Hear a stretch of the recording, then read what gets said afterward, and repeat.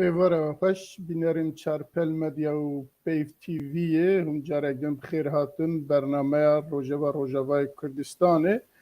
ایرو دیسا ام و میوان تخوا دو میوان ما هجا هنه و برس ماموستا ام وارانه ام روژاوی بگشتی بنرخینه روژاوای کردستانه بیارین که پیوندیوی یکسر بموا بر روژاوای کردستانه و گریدایه و هر وها ناونتوی اما بنرخینن ما مستعل باقی دی او هم هفکار منه هم جی شورا وانی مه و هر وها دو حب میوانی مه هیجا که اوانا جی بمرانه اما او خالی خوی مجاری خوی که ایرو اما بنرخین اما بفیدیو کی او بکن لی پیشی از جمیوان خرابه جم برز نوری مازول هون چالاکوان سیاسی سرسرا سرچاوا هاتنه هر وها انور ناسو سیاست مداره و هر دوجی جروجاوای کردستانه نه هون هر دوجی بخیر سرسرا سرچاوا هاتنه برز ما مستعل باقی تخوازیم پیشی ویدیو خواه گداری بکن پاشه ایجاد تو میوان مهنه کی بینره به تماشاوان بده ناس کرن و هم در بازی برنامه بده تمام.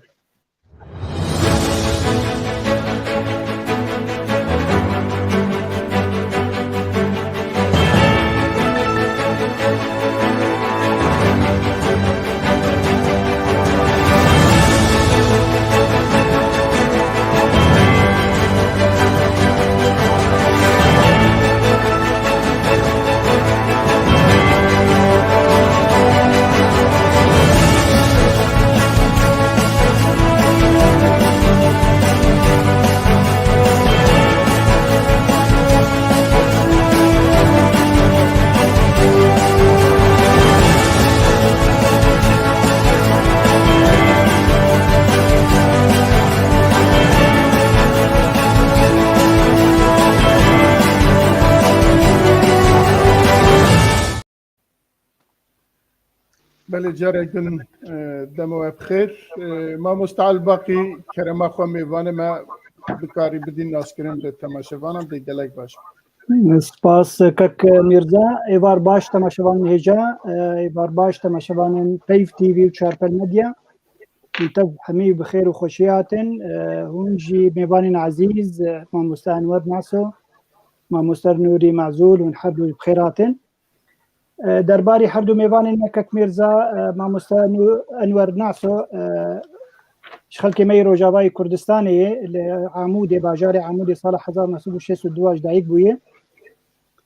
او سياسه مدار كتبوا تفقره سياسيه كرديش دمك دريج صالح 1980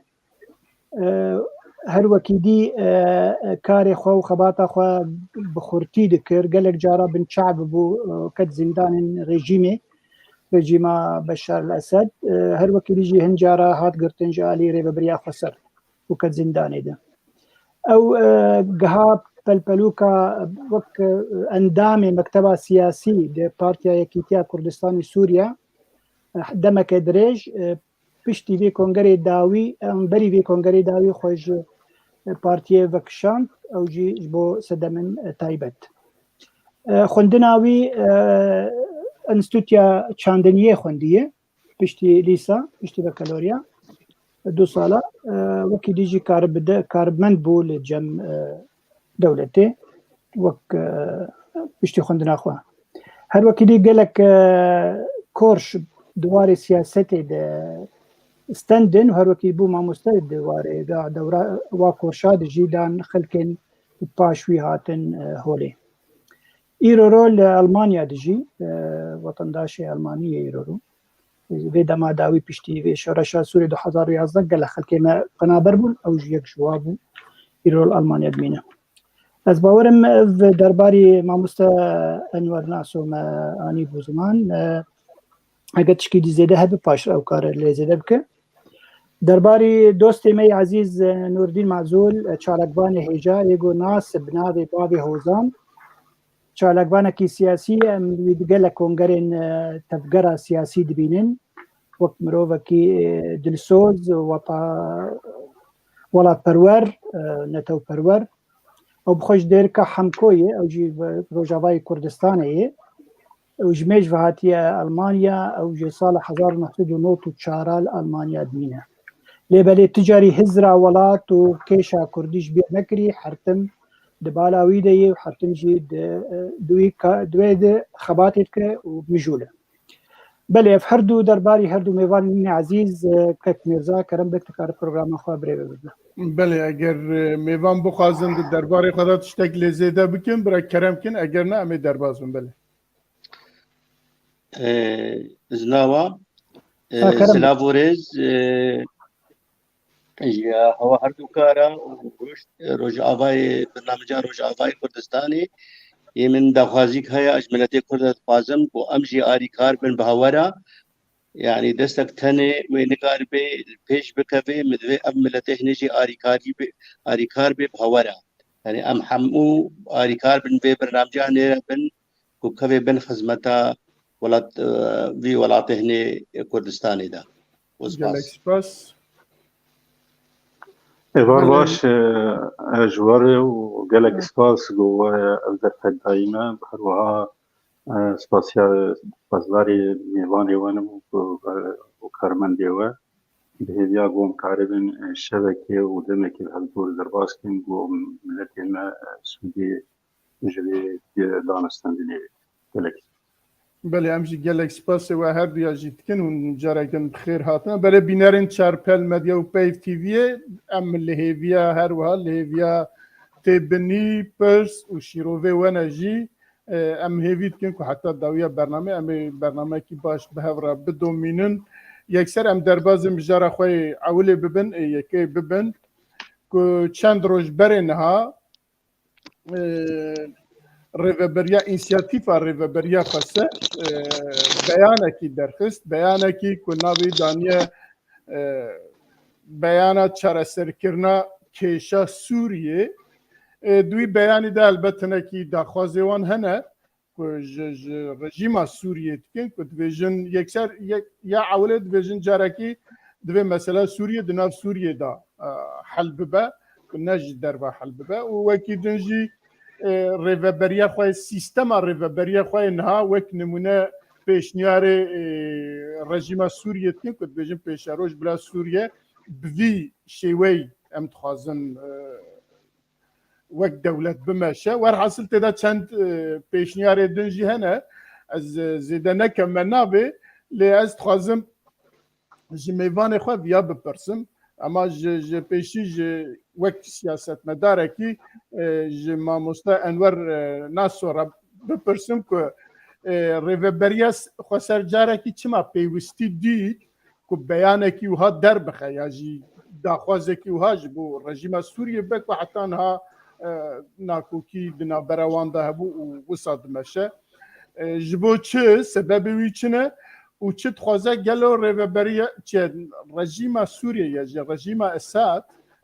dê gudariya gotinê wan bike yan na keremke دیسا ایوار باش بێگومان هەگەر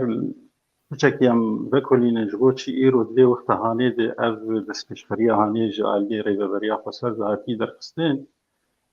bêguman temaşevanê we û bînerê we tev dizanin ku divan demên dawî de taybetî çend mehên dawî de li bo tevgerek heger tê nav lê bike teknîkî de ku dibe qonaxên bên dibe gavin stratîjî de di deverê de tên kirin û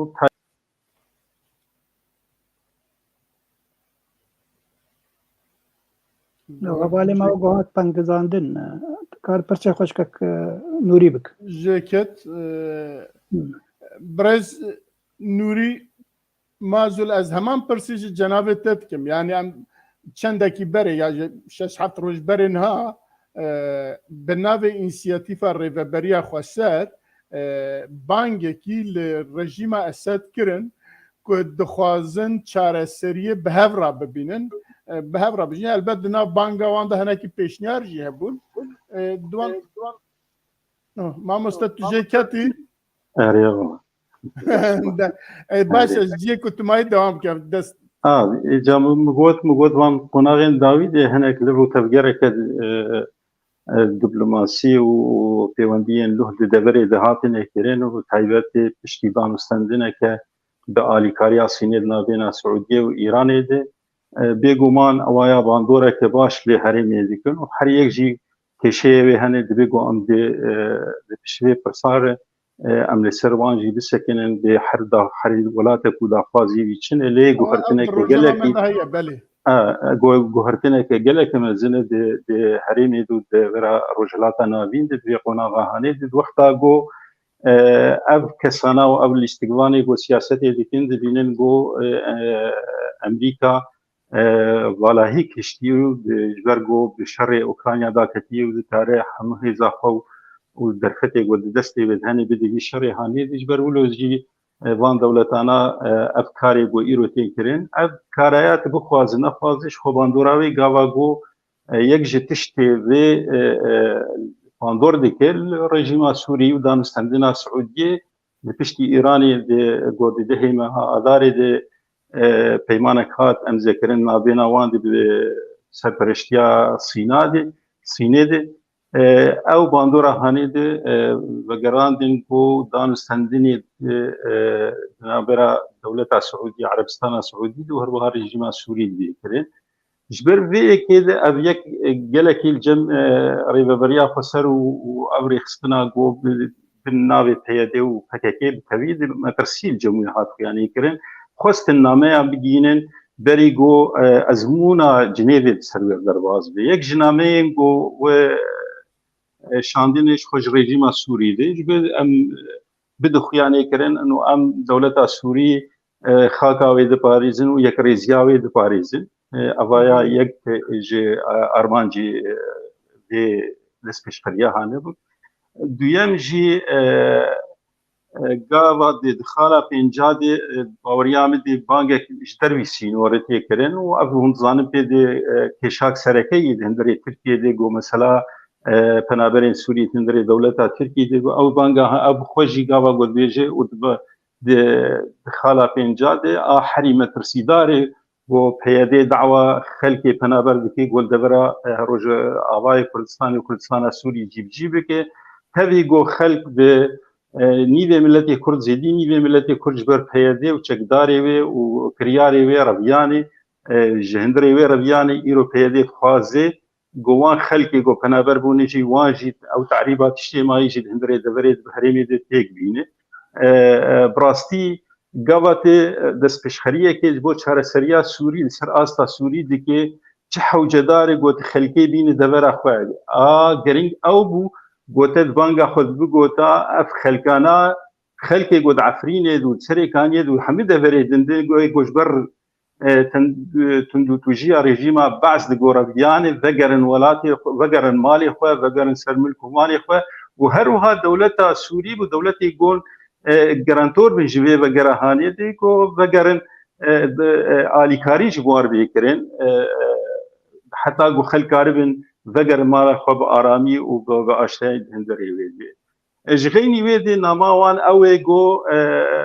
وقت دبید دو سامد وان دانستندنی گو چه ببین پاشاروجی دی دو سامد تیدهبه و جمع تیدهبه جبر گو هم زانه پین او دورا گو ایرو دستخلات دارن تید و هیپانیا دولی تید آماده سعودیه بخواه آلیکاریه دوی دبرید تشکیش دیگه و جبر گو مکونه که عربی باش دم خیل هی و اب دانستندنه که نابینا قصده و عربستان سعودیه ده بانگا خود گینویجی انو های وجمه هبین گون اب دانستندنه آلیکار بنجی بمرش خود هندره دستخش خرید اوجی هی آلیکار بن بمر گو هنکاری بن نابینا ما رژیم سوری ده وان آلوزیا کن بکن اما زیبلو کرتی حتاوی ده ازیدیج بله ماموستا نوری از همان پرسش جناب تد کم دناف بیانا وان دا هنکی خال هنه یکی جه پیشی سبب برز انور هنکی بعثا سببی وی کر چما به ناوی ریوبریه خسر به اینسیاتیفه کی داخواز رژیم سوریه کن که بکاربن نابینا خوش به هفرا بجین و دناف داخواز وان دا البته مسئله عبوریه هیه به مسئله عبوریه به هفرا يعني ابوريا كل سوريا بتيرا سوريا تفاتك ام تكارن ابوريا بهبرا هفباش بكن ودريه سينوري دي ساد ببرا دهات ويج الدولة رابد الدولة بورا بارفكرن هروها لدي ساجي داخوازا خد دقينك دفيد نافبين دا دولة وقرانتر دولة عرب هبن يكتيانا تويها با وهروها روشنبیر و زانا و نظام کسندن در نافبینا هفدیتین مداجی هبه که ام بکاربن به هفره چاره سریه کی ببینن جناب تا چد بجش بوی بیانی و چما دنگ تنای قید دنگ تا گرتیه ما مسته؟ نه باش باید دنگته آنا تمام بله ريزو سلاف باموستا اشترى وجيج ماموستا عبد الباقي رجيج باموستا انور ناس ورجي وكوي شوروي جيدا خيا كرن باش قوتن بس يمد قناعتها مدى بيادي وقتي هاتي يعني بيادي وقتي هاتي كتي سوري دا تشيبوا وافتشتاهني بن سها نظام بعز دا تشيبوا يعني نكاري باش شروطي خوافات شتي خوا كاربي بيجي نظام سوري افشن جارة دچه شامي ودفقري بشار الأسد ونظام أسد تفدى اعترافي بيناكي بيرو باوري نينكو أو كاربن حقي ملتي كرد بينن يعني تشتكي خالك يقلك زحمتها از بویرنگی سیاسی لی نامیزنم از بویرنگی رنگی عسکری لید میزنم انه امریکا هات جبونا مصالحي خوا وجديل عسكري خوا بدي كشتن اب ملتي بهنجتا داعش ملتي بهاتا كشتن ب20 هزارة از بویرنگی البيادد ميزنم نبرنگي سياسي لید میزنم بله ما مستعل باقي تشتكي كتب يجد في واردة بله بيقومان هردو هبالا تشتن باشاني زمان ترسا انجي هولدانا بيدي انري بريا خسر جوي ام بيج انسياتيفي قالك سيجنال ده يكجي شخلكير ده بيجي فاز الفرم كما هون مناخ الناف خده ايرو روها قا سركرنك هبه فاي افجي بروجيك مهي افكسن جو ام لفرن وقو بناف دكن باكرو روشلاتي سوريا بيقومان وقو كنوري قوت قلق جارها ولدان داي قو بريجيم روني ريجيم او درفتنا دايج بر ريجيم ليد مري او تشيكري و تشيكري يعني ريجيم افري ببري خسر تشيكري وكديجي تيكليا وهجر هبجي ويب زلامي قنديلي ربي ويب نفار ربي هجر شارة سركرنا كجبو بيشروجا وبيكرن وندري عوادة ندري صالح مسلم ولا الهام احمد ولا افكسن ديتر ودري او زلامن قول قنديلين ليه بلي تشتك دي هي حتى opposition سوري تجاري لريفابريا خسر نانا وك شريكه كي جبو بيشروجا سوري الواد نرى وك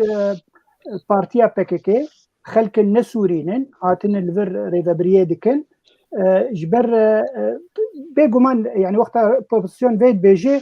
بركش قناعتك البيجي باوريك البيجي هل وكي ديجي دبيجي جبر قول تركيا او جي تركيا جوا خواست انه اف تشت يعني اف سياسه دبي بردوام به كجوا نبي جوا باري بريك الفر هي دبي او جيب بالشركه سوريا بيشروجه ده انجيب بالشركه ما وكوبوزيسيون سوري اللي ديجي ريجيم بشار الاسد جبر حميد زانن تكلياد نابر بريا خسر وريجيم بشار الاسد ج 2012 حطيرو قط نبويه وقال لك جواج بيجن يعني دمكو برياره كده بريا خسر نبدا بياخذ ده بدا مخابرات يعني استخبارات هي سوريا يقول هندري القام شلون او تشبر ياري ددن او بيكتينن وك اجندا بيكتينن ليه مخابن يعني افراستيه كانفيد بيجن نقو ام دجي ريبا بريا خسرن وقو هوالا بري انا قال لك اقول هون بالشر وادك ام شر واناكن ام شر فكرنا سياسي ددن خويا كرنج بو خلك من راستيه نازكن راستيه واكسين كولفر ما مستعل باقي ليفر برسكي درتي يعني ام دزانن ام ورنا سروي خالنا برا تركيا وسوريا تخوازن انها نابنچتی هنا کی آلی تخوازن نابنچتی بکن وک ما مستد انورگو چین و نظام کی حمید الصحه دانا ريفبريا خسرجي دمينا ليدن هرا كل دربا دبينا بوي آواي دخوازه با آواكي سياسي يعني حملكي سياسي لقل دولة سوريا يعني لقل بشار أسد بيشيكو بتركيا را لهف بك بوان را لهف بك أبا حملكي وسانينة يعني حملكي سياسينينة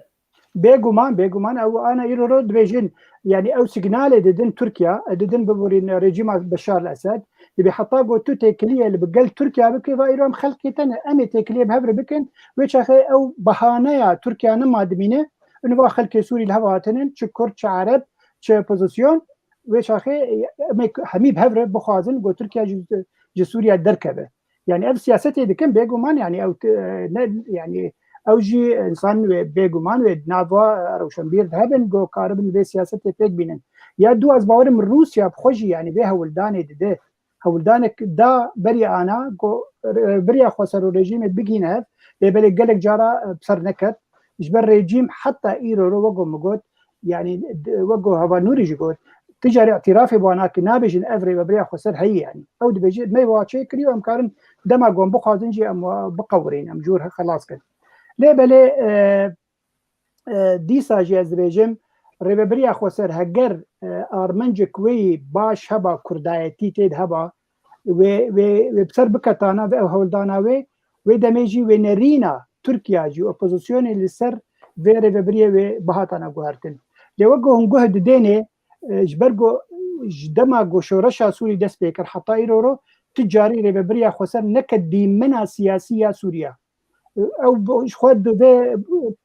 انسياتيفا خود بيجي دبي تجاري مثلا بحثا بلاتفورما دك بلاتفورما جنيف بلاتفورما استانا بلاتفورما دبي بحميج مر ندردن جبرجو او نكتي نافواده وتجاري هولداني نادن جو تيخن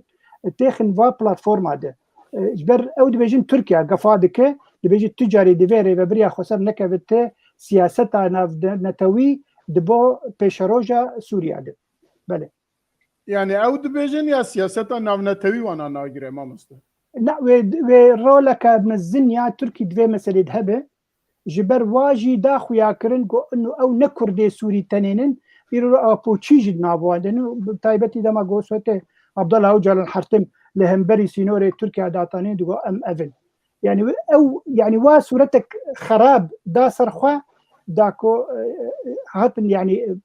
باش فكرن جهمي ديمن سوري يا سياسي بل از جاردن تم با ما مستبرز انور حسو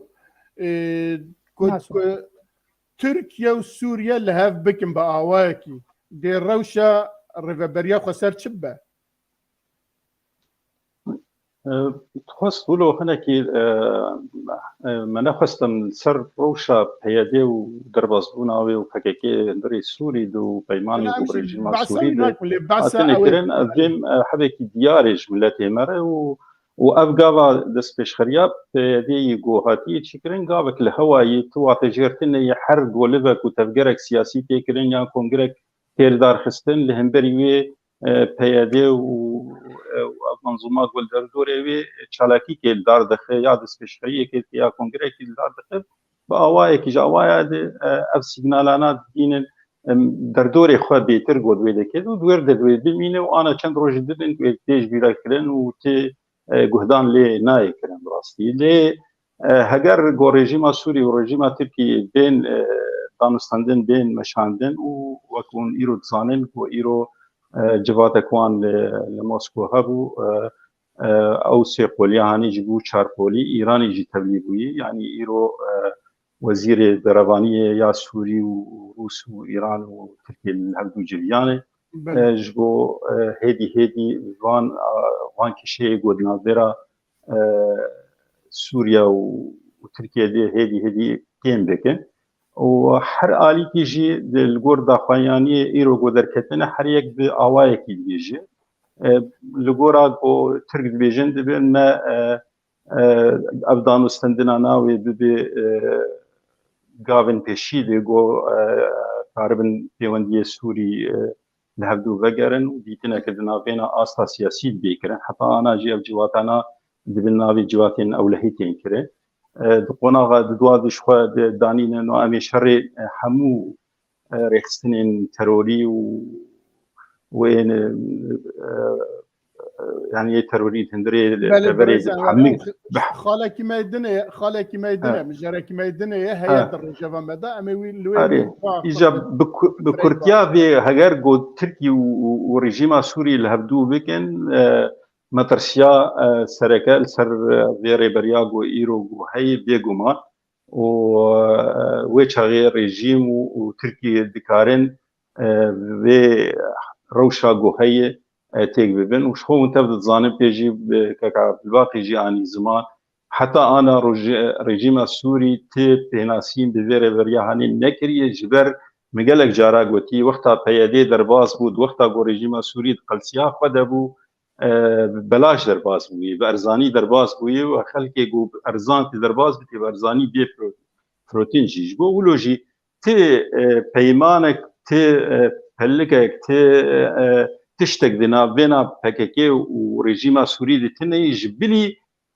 دسبيك د 2011 دي گوچاوا PKK قارب پاراستنا سينورين سوري بك وپاراستنا نفطي بك وبب وقت هيزك اولهي گو پاراستنا وان دبر رميلان ومارميلان وجيگو گو دبر كردي گو بكن وهدي دوسيا كردستان سوري هاترا دسكرين جي PKK جبولو هاجر جو اب اتفاقي شي بو اتفاقي جي باوريام دي هدي وبيد هر لي زحمتين بيشاوي هاني منتظرين بي هبونا امريكا ريغري البرجلك تشتادي جو زوبزو جلك تشتهني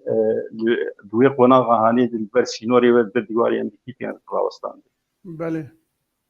بله جلك سباس ام دنگتا گرتيه ما مسته قوت درفت دائما كرام كفرمو حجیا پیاده داخوازیه و اداره ذاتیه وقتی چه جم رژیم اسد بجه که حق او مافی کرده ناخوازه وکا جم اسد او اجیزانه و مستان ور ناسو جیزانه و مصعب الباقي جیزانه بجه هر بری هونورن ما اداره محلي ما المحافظات شكريا داخوازيا بيدي اوا هر حقوقي كرداوي ضمن دوي اداره محلي دنا يعني تداخازيه ما في ملت كرد جموانينا يعني تشتكي واي سياسي نينا سباس بله قالك سباس ام دربازي ما مستعد باقي تشتكي بيجي ما بام دربازي خاله خوي دنبل نا والله زي كومنتارا كي بكم يعني وقتها تيرو روبي انسياتيفا بيديت بين برشاب خوشك شروبه بكان رئيسه بك وقو كك نوري قوت يعني او هستي نتويتد نخورت او دبيجي بحمي بيكاتي ان سوري دبي ما في وام مسو قرب به إلى وقت يعني أو تشاور مسوقر وحقي ما في كرداء مسوقر به أو تخازن يعني وقوري ببريا خسر أو خديه ويبن وهذا خويا عسكري وقت بيجن يعني حتى دا خوازي وهبو يعني إنه قصد عن جهسد ببشك جبش الاشكالين عربي سوري يعني جمع هي براسي خالن تد يعني حمين سياتيبا وقت روشك وقت يك شكر جمبانك غوتارك بنيسينه جبر تبليه فكرنا قالك يعني او وقت بالانسياتيف دبي جولو باشتربا يا دوا مثلا كرد وك هستي نتوي وك هريمن كردي تجاري بناف نكرن وافجي نارينك نباشه جبو ريبريا خصد دقلقو او دبيجن يعني مثلا نتوي الجمه بويا تشتكي يعني نتشتكى او تخوازن مثلا سوري وحرتمجي تاكيد كان يعني او تصبين انه دبي يكيتيا سوري يكيتيا خاكا سوري اشتنا قلت قلت فيديو زيدك يعني تو يكي كردت كارب يعني باشه يكيتيا بلا هريما كردي لسوري دوزا فيجي بك دعيني وقت ده نافي كرد تا جارك تاني يعني وقت نافي بكاتين دي يعني خوجي وك سوريانا انجي وك اشوريين قامشلو يعني ريزا مجوار هي بيقومان اوجي بكاتيه كن لهجماره وان يعني لقر هجماري كردا لسرانسري سوريا نتشتكن تنكار في تاني بيجي يعني انجي صار تجربه خو صار بورا خو دريبريا خو صار داخل دي صار بورا ما تشتكي قلكي بيشكتي صار كفتيه وقو هذا نعسو قوت يعني ايرو السوري الهريم الكردي نري بالتوايي وفالا بوش كردا يعني وقت تدوزا بنابرين جدربي ولاد دك جووري بين هريم اخوا هقد مثلا التغيير الديموغرافي هبه غورتنك ديموغرافي هبه تي شاخي ديموغرافيا اخوتي خرابك كردي ما يجي يعني سميله بالناف ده هريم خده يعني قال لك تشت جرك خالن يقول اف انسياتيف ني بيسانديه بشيطانيني بيسانديه يعني باورمي عربجي ني بيساند ابن كرد ني بيساند هقا يك وقول بيجين حستك نتوي 1% دجمي هبانا جرك اف انسياتيف جولو باشتربا دقلقو كسقوه نادي يعني هو الدانك اجبوه يعني هلو باجي الفرن وهاي وجمها بوقو كنعسوقت يعني وقت يرو قالك تكني شيء دبن هاجر تشتك شارع سركرنا كل سوري شيء بلا بارك مجي وقت بارتي هزر دكن وقت نتو وقت كرد هزر دكن بلا بارك مجي دبي هولدان يدهبس بله قالك سباس ام دربازه خالا خايد دوديا دبن خالا خايد ما دوديا پیوندین دولت عربی بالرژیم سوریه و بهارین نو وەک سەرنویس و ساهاتیە نویساندن ئەم دبینن دوان دەمێن هایە داویێدا دەولەتên عەرەبا یەک و مصر و سعودی و قەتار و نزانم عێراق و فلستین و وەرحاصل مینا ku çawa Şamê xistine ziyaret diçin yek و Şamê ziyaret dikin bi beşer re rûdinin bi wan re peywendiyên nû datînin û dixwazin beşer bizvira nav evkê çiye yektiya Ereba û her wisa dîsa li Herêmê Çîn anha dest pê kiriye eva demekî nêzik de dest pê kiriye ku divê de dixwaze siyaseta rojhilata navên taybetê Ereba jî dewletên Ereba jî bi awakî din biguhere ku Amerîka çi qasa li derve viye çi qasa têdaye ku eva çendîn sale ku Amerîka li wê ji xwe re saziyekî daniye bi hemî dewleta re evkê wan heye hevdîtinê wan heye sîstemekî daniye lê Çîn li gel Rûsya ana dest pê kirine ku wan wî sîstemî biguherin di nav da beşer jî xistine ehlî bikin ku bixine nav xwe û wek dewletekî Ereb jî wî biparêzin li vir helbet em ê behsa siyaseta Amerîka bikin Amerîka li ku derê viye çi diketê de çi dikare bike jî eger ev sîstem biguhere ya jî ev biguhere rojhilata navên çawa dibe Sûriye dikeve kîja merheleyê Tirkiye li ku derê wê dimîne û her wiha Kurd li Rojavayê Kurdistanê em wisa behs bikin li Rojavayê Kurdistanê de rewşa wan çawa bibe ez dîsa tên ba birêz Enver mamoste Enver ka ji me re çi dibêje bira kerem ki براستي ev liv û tevgera hanê de ne ji xwe hatiye û ne jî îro de dest pê kiriye yanî di Sûrî de hewldanên goberî ana hatine kirin 2018 de îmarat derê xwe da rejîma Sûrî de û sefareta xwe tên dirê wê vekir lê guhertin di aliya rejîmê de nehatî kirin astengî pêşiya vê meselê lê ناکۆکیên got hene got Ereb îro tiştê got Siûdiyê û taybet piştî ev gencê Emîr bin Selman hatiye desthilatdariyê de guhertin di siyaseta kendava Erebî de baş hatiye kirin di qonaxên gelekî giring hene got Siûdiyê kirinî yek jê eger ez ê wilo bînim bîra we û guhdara de berî ana de Siûdiyê gavek kir di kendava Xelîcî re derî li pêşiya dewletê Erebî vekir Tevletiyê kendavê de goberê xwe bidin İsraîl û danûstandin hat kirin û gelek ittifaqiyat û peyman hatin kirin yanî îmarat û Behrên û belkî Oman dimînin timî wilo wek dibe hiyadî ji bo got problem û kêşeyê got hebin ew karibe di navbera wan dewletan lê wan dewletê din ji xwe Qetar berî ana de danûstandin bi İsraîl vekir û evaya قالك جلكي مهم وسيجنالك خرد بوجيش أمريكا دوي قناغيدي انه تد بن حجتها باراستنا او لهيا مدي ومن ترسيا قول سرمه هي ام كارم في او لهيا هاني بري بكهرن جيكي دن تو جيني دن هاني كارم بباريزن او لهيا ما بباريزن او كشاغو تي سر كار ديكي متي مجول ديكي ام كارم بري بكهرن جيكي دن و في كشجنا خوراكن ولوكر اف قناغا ددوا يا سعوديه وكان دابا عربي بقشتي براستي هشمنديه كنويه هاجر بالي كاريا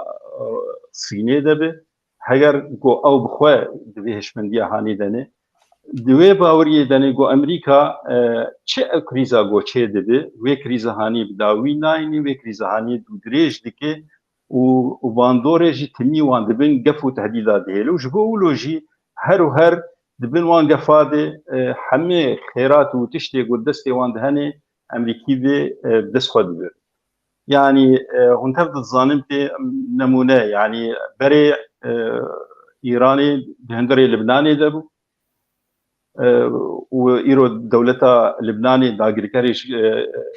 قبلي حزب الله دي وقتا أمريكا دي درباسي عراقي بو قوناغا على دبن نافي رزقار كرنا عراقي دو دورا فكر وقت بي داغريكاري عراقي دي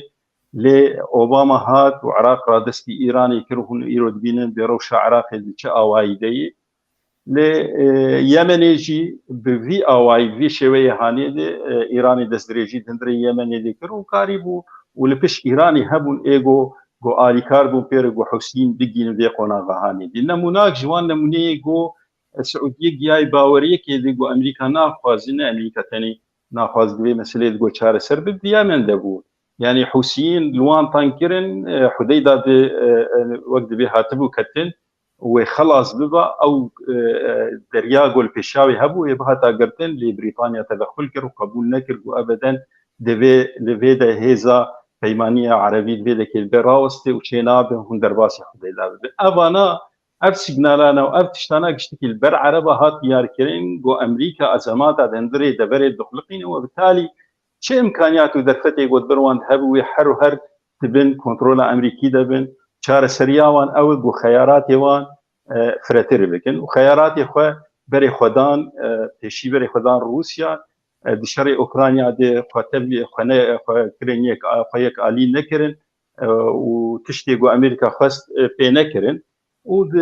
دیسا افجارا یکی گو سروک کی صینی درباسی سعودیه دبه و بوقت بپیشوازیه که گلکی گرم جهاتی کرن و پیمان و اتفاقیات استراتیجی و بازرگانی به هجمارن گلکی بلند بسینیر هاتن امضا کرن و بالتالي اوایا گش دبه وقت گو امریکی لخود نرن بکیمانی زیدی پرپرسکی دایی خیانی کرن زیدی نویسکار کی دوان مثلا دایی خیانی کرن لانه افکاری گو ایرو سعودیه دکی تهمیشا امريكاي اف تهميشي منتفض الظانب بيقو خلافات السعوديه بتايبت وقتا بايدن ذا سبيكر ده حزارو بيستادي روجا جوجو ده سلادار بهندري امريكا دو قوناغا هالبجارتنا خودي قالك سيجنالين قول ديجي سعوديه دان خوياني كرو بتايبت او كشنا روجنامه واني سعودي خاشقي دي بايدن قالك يدوي مساله دي گرمی چو مسئله دی باوری آمده اوایا بو آگو وقت دبی بو سینورک دینا بینا سعودیه و امریکا دی و مگلک جاراجی دی حتی جواتی خود دی راگاندنی دی مدعی خویانی کرن دوی قناغی دی مگوت و آنا بایدن مجبور ببوی هر سعودیه و لیبورین جی بخوازه و او تشتی گو دا خوازه گو دکی جی بدسوی درناک هده و افشاشتیک سياسي وراسته ما في برفانيد بر كسكي دي بسوج هاتي بكشتن اضايا ما فكي رواي ديت سياستي دي قالك تشيدن لبيشيا كشتن امروفان تي سكناندن وتفض زانتي سوري ملتي سوري بحزاره خلق هاتن كشتن بالبرميلا بصاروخه تشتك نما جو ريجيم سوري بسرسري في ملتي هاني كيميائي دهانيه لي او لبو مروفاتيا قول جنفان دولتانا قالوا الكويدك رازاي بو الكويدك دخودا بو شما شيار نبو حقيقان بلتات وبلتي كرد جروجا ديروكا خد حتى روجا ايرو بكم كوجياده يودس سرپیهاتیه گفتسری ملت کرد هاتن ان داوینه پیشینه تشمال بروینه ساکین وجبر ولوجي هو جبو ازويجي تمام بكم بايدن هات درباسي سعوديه جيبو ودي بشاواي هات بشوازي كرن وبقلكي بقلسي وداخوازي قوي سعوديه هات كرن او داخوازانا بجينا هاتن كرن حتى رجا ايرود بلكي دبي بري چندروجكي سروك استخباراتي امريكي شويه سعوديه دبن نابينا وقت بيلي بقرا البان بيوانديات بن تهديد يجي لي سعوديه ماي تشيروكا انه نفتي زياده بك في قناغ شر يقول هي زياده نكري ايرود باوري عمد السعوديه درباسي قناغ نهبوي باليكاريا الصينيه ديجي جو دبن نافي ابوريد لي ندوي وارد تسكناندو ندوي سينوري هاني تسكناندو جو لوجي اما لفاتي قرمي جو هاني اما لفاتانا هدي دبي جو چاره سر بكن ودبين حلا چاره سر كرني بري خوبد جيجو كشي غاوا غودان سندني ايران ديكي ملفات ايران الجريتان يعني ايران نبتناخي ايران يمن لبنان سوريا سعوديه تشتكي ايران تخوازي هم بري ايران بخوازي غاوا تخوازي حوثيين بقر هندري يمن ودولتها يمني بقر وتهديد سينوري تبي سكناندن وتدبيت دام سندني ريجيما بعض بلكي محبكي دريشكر ليبورين خوازم بس يعني حوجي براستي بابتك بابتك قرمه وبابتك جي بحاجتي وقتك يدودريج جو شروبه بيكرن لسر براستي يعني جرك اختيار ابي ذي بابتها هاني باوريا متقلك يقرن بو سباسياوي جيتكم سر قالك سبب بس برسكي دن ده مثلا ايران چابد دوان هفديتنا ده وهروها مثلا دولة تركيا وعرب وسوريا او دي چابن نعم بقول يعني سعودية قابل قلت دي سعودية يعني المعادلات السياسية دي رقمت مزنة يعني قابل قبري خد إيراني دي روشا إيران جيب خوبي قارتين سعودية نار بدان استندني سعودية ناقي بي شرط ومرج سعودية جي يعني هم بري ويجي شرط ومرج وقت بي إيران يعني إيه تركي دروشا خد اون تبدأ ظانب يعني شاردي مها گولانی ده وقت به روشک ده ترکی ده مانو نمان جاکاتر يعني اب سیاستا گوشاشتی گوته کرن اپوزیسیون پیوان دیک و دبیجه و قال دیک اردوغان دخوازی گوان شاشتی گوهنه هدی كان بك هم تبدأ ظن بيجي وقتها احمد داود اوغلو وزير خارجيه در تركي بود بسلوغان اكوان هابو صفر وقت كشي وان بكسك ابا يشبولو جي اردوغان جي بري انا ديج هولدان دا بري خدا كشاوي بمصري رابو دانستاندن وير هولدان دك هينجي بردوامن باسرائيل هاتبو برين او دانستاندن هاد وغراندن ودبلوماسيه دناوان هاتي كرن وهولدان بردوام جبر ولو دجي دبر بتوايد دروشك نو دي حريق جي برچوندي خود غرو دو خوازي گو وي قنا غهاني دي هگر گو اسكار بناولي بكم ايروسي بو سركيشي في بروجا هاني دي دبر دي وهون تبد ظانب ازي جي بيجم امريكا دي وتايبتي بايدن يكجي سلوغاني وي بو دبي ام بري خجروجلاتا نافين بوغرن وام بري خوبدن بحر الصيني دي جبر برسغري كامني مزن دور دي و ابو سدما جو صين وروس بيتر وايراني بيتر دستي خدريجا دست درجاي دندري ويد بكن دبريد بكن وان دانستندني جوهان دبي اصلا بلند جو هبدور بيتر خرتر بكن يعني باوريام دي روش وقوتي خياني كرن كوكرتاي امريكا دبيس او سياستا جو ايرو تي مشاندن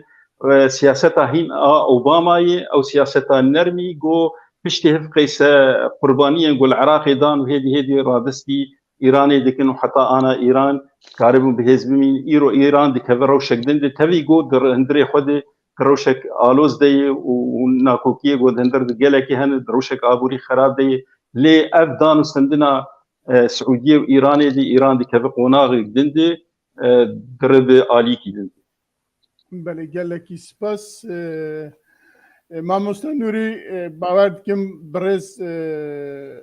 ئەنوەر گەلێکی درێژ و فرەح باسا بویەرێ کرد هەمان پەرش بۆ جەنابێتەیە دڤردا پر دناودا مەسەلا ئەو کێژی ئەگەر بکاروی باس بکی مەسەلا ئیسرائیلێ دە مەسەلا ئیسرائیلێ چاوا بە دناو دەولەتە عەرەبادا و ئەمریکا ڤان هەڤدیتنا بە مەسەلا ئیسرائیلێ ڤ چاوا گرێت دە مامۆستا وەکە مامۆستا ئەنوەر دا خویاکردن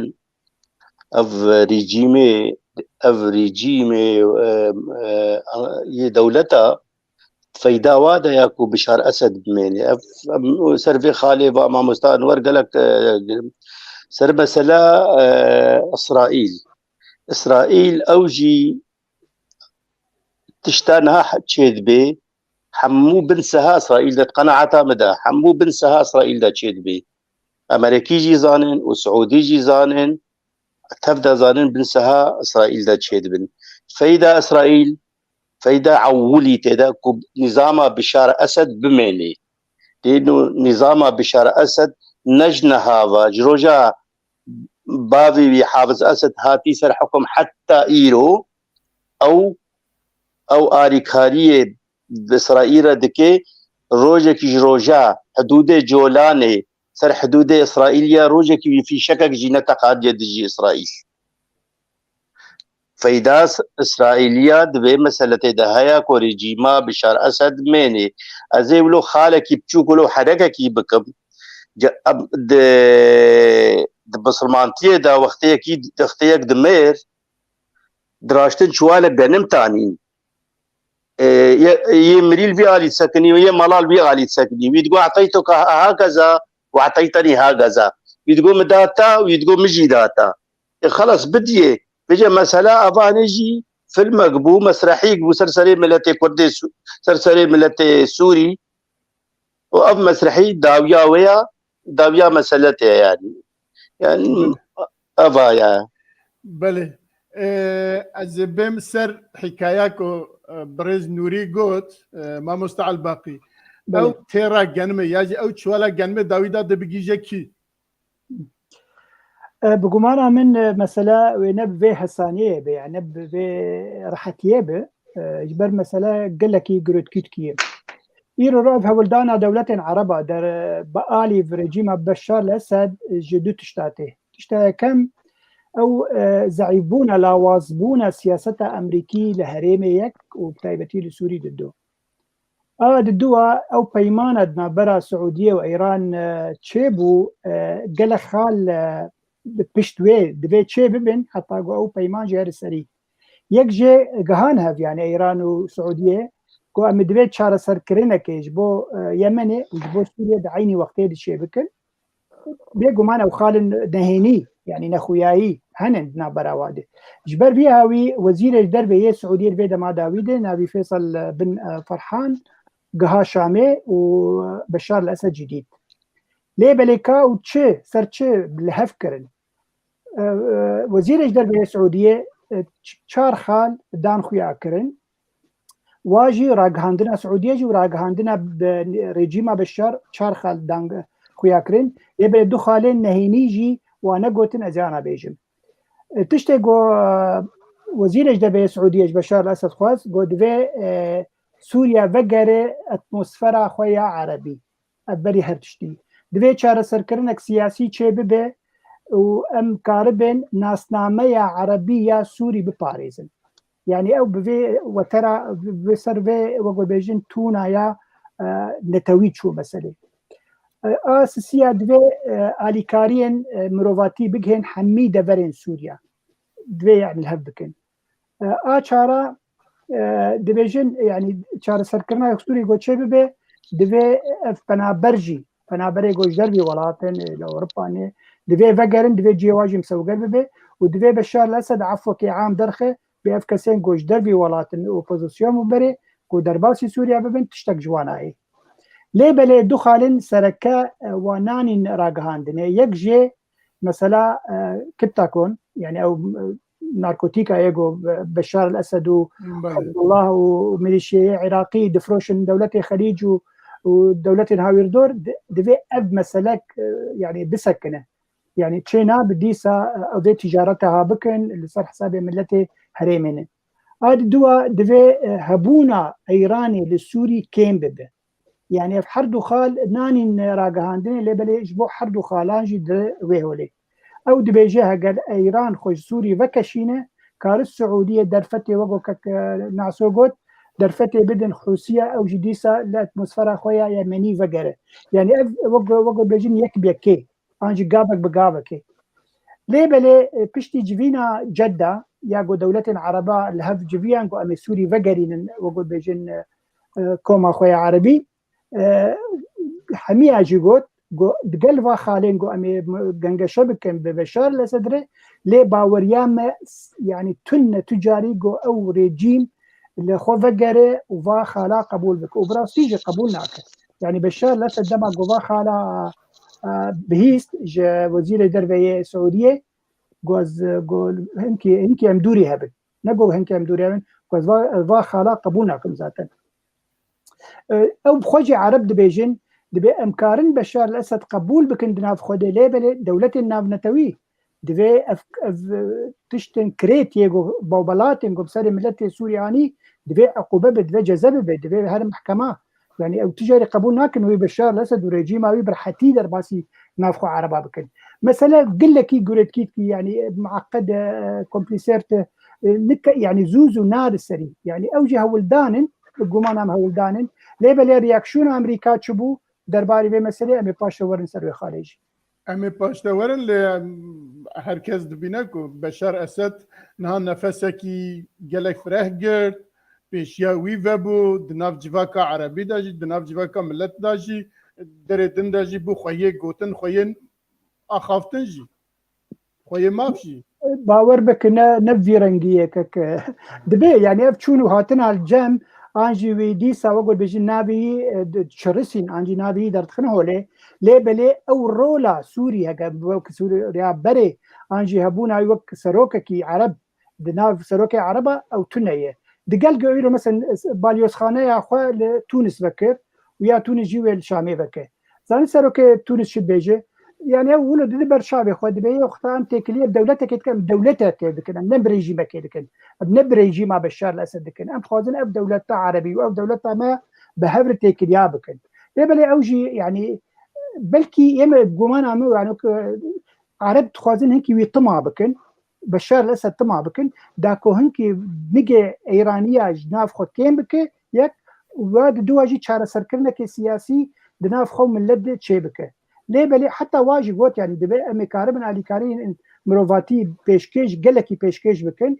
وهر وكي ديجي مثلا افاكرنا بري عن جماني زمان افاكرنا سوريا بيشتي جو چاره سركرنك سياسي شبه دبي بارا عربا همي عرب ابا بكن في سوريا لا مثلا تركيا بانجي دوله اوروبيه ورن في سوريا بكن دبي عرب خو ابا بكن باش اخي وقت مثلا بريج ايكونوميه اندستيرنج جيرفيجن يعني كارف دام زين عرب بغير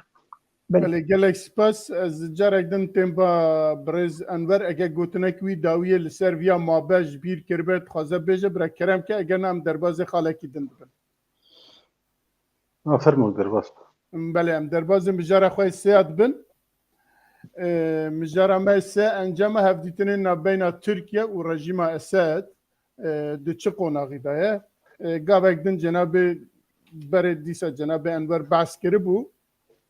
مثلا ترکیه و جوینا وانی های کو ایرو چه بو دیسال سه عالی بو چار عالی چند جوین بره بو چار عالی نکو ایرو بو چار عالی ایران اوا چند جوین بره کتا ناوه ایرو دیسا بو وزیرن دفاع یعنی وزیرن بروانیه دیسا و هر وها لجل سروكين استخبارات انتخا لروسيا دي سهاتم باهف ولويجي هلبت سرج هناك خالا اخفينا وبيشنيار هيا يعني بيشتيتن هيا اگه مجال دولت ترکیه هبه دمی ده یجی اردوغان هبه ده مها گلان ده جارکن ورنه بهف ایدی وکی سروکن دولت ورنه بهف نکو وزیر و نزانم چی تخوازن وسا ورنه بهف او چید به چینا به امنان نزانن لی تشتی که هیا ترکیه با آواکی زاب داخوازه که او تخوازه که بشر الهف بکه یک سبب بی چیه و دو بشر حتى نهاد قلت جبو من دبي كواز بتركيا رارونه يجي دولتهم بتركيا رارونه دبي تركيا يكسر جوان جوان هرمن كو اشغال كريا دا قرتيت بجوي دركبه باشن بهرارونن ليفام قدوسانينه ايرو ديسا چون بهرارونشتن هم استخبارات وان وهم جي سروکن دفاع یاجی بروانی وان بهرار رونشتن و لسر هناك خالاجی بیان هم دانه دبنی دا چه اختین امن زانن از وی دهلم برز انور ناسو که سروان دیتنا چد بیش یا سروان جوینا چد بیش جمره وقت كرم كرش خود جوات إيرو قالك بردوامي جوان جواتي واني كو بريتين كرن ويجي وقت قناغا أولهية دي الجوات هاني دي تشتيكو خالجي دركتني يكجينو مسألة بنابراي وشاوان بنابرا بقرين الهندري سوري وقت بيد بأواكي أولهية سرجيانا وان ديام جي السر وان ريخستنين ترورستي وترور ونجات برستي قو دندري سوري قشتي دي قوتني يعني حردو آلي إيران جي زانبي ايوه كين والرجيم جي زانبي ايوه كين وترك جي زانبي ايوه كين السر بيجي انو ان دي قو وانا وقت بشري وان بيكرن وشارع جوار بيديتين خالا دیجی گوتبون ام دانستندنی سر چاوا نورمالیزی کرنا دانستندنی تکلیه خواهد چاوا گوه گرینه لی الهمبری وید داخیانی یک دنج آلیه رژیم درکت و روزنامه الوطن جربیجن یا گوین زیکی رژیمیه لسر وی خالا گو بوی رحتیا وزیر بروانیا ترکی گوشتغلی نبوی آوایی ام رجدن لسر گود لی ترکی شخاکا سوری لشکری وی شخاکا سوری درکبن دورا امکارن دانستندنین بردوامی وان تکلیه خود بیتر بردوام بکن و سر آسا دیپلماسی و بیکنن وزیر خارجیه بیدیکن و هرن قناغ دیدن باوری آمده بلکی هنه کوالا برادرها تشتن آنی زمان لی یک جخالی گو اوه آستانگی آگود بیجه سوريا وبشار الأسد بيجد تركي خاكا سوري تمامي دركبه دخوازك بيتر عربية يعني عرب جيد فين دكنت بي مثلا هاني تايبتي سعودية وإمارات درباس بونا دان مستندنا رجيم سوري وتركيا دو هفكرناوي لهذا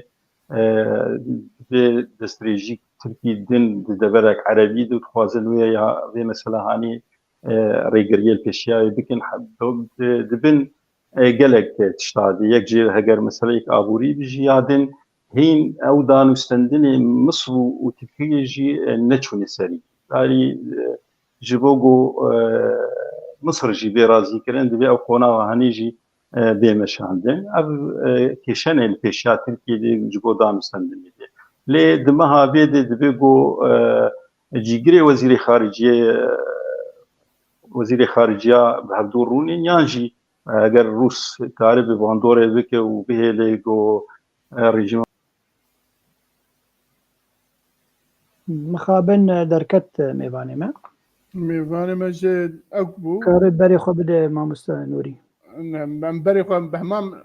برسيام جي ماموستا نوري بكن ماموستا نوري إيرو تزاني دولة تركيا وسوريا أبغى دمكي بعليكاريا باي هات كرمك حبكي شاكي انترنت ولا هي جانا جي تبي جيكت هري خد اجا اب كشل بيشا وايد انستندنا هاني دي هنكي هني لي وقت خياني كرن ئارمانجای ئەردۆغانی یا سەرەکە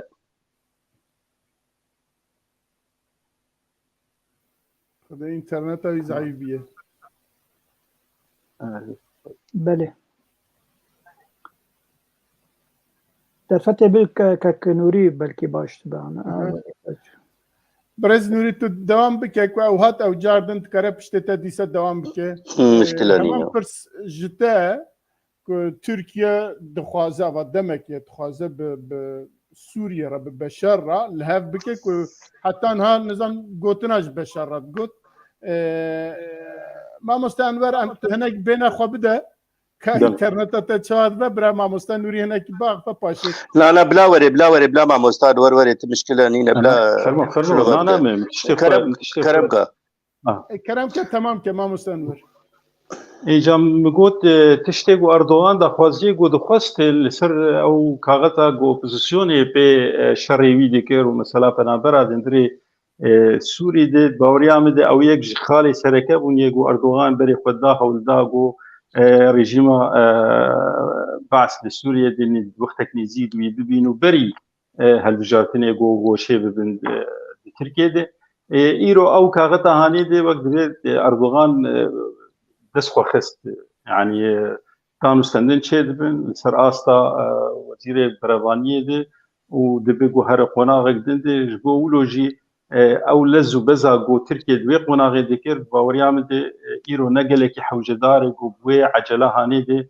دانو استندن بريجيم سوري ذكرن و دمينه قناغ حري جرينج تبدي جيت زانن ده مهلة هاني حركس إيرو دي دخوة هم هجر رژیم سوری به دولت عربی به اوروبی و امریکی تفجیل بندی و روجهانی شاردی مها گلانی نگو و کی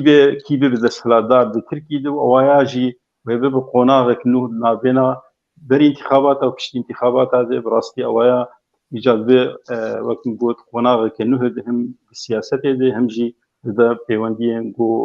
بین دارخستن و دمانی برز انور برساكي دنيا هي الليفر وزير الدفاع التركي بيشياكو بتشا جفيني بيانك مقابل اوبوسيونا سوريا وهروا او كسن ياجي جروبين تشكدارين كل سوريا دبن امر تركيا دا كاردكن وك بيانك دا جو دي بيوندي دوام كا دي باراستني دوام كا دي او تم دبن او كيوي داجي بمينن حتى كو شارع سر ببا وانا برناده بشتي جوينا كو ايرو تشيبو همام بيان جاركي دندا جو برا مستحيل بن جو تو زراركي ناجي جوان دي ام اواناج دنافي شارع سري دابن چما فيا قوت استخازم تشتكي سربيا بيجن هيا نوزير بريطانية تانيجي قوت يعني بتش باش وزير بريطانية داخليان ياخد جواتي دان هروها وزير خارجية جي اف قوت انا تكسكر مساردي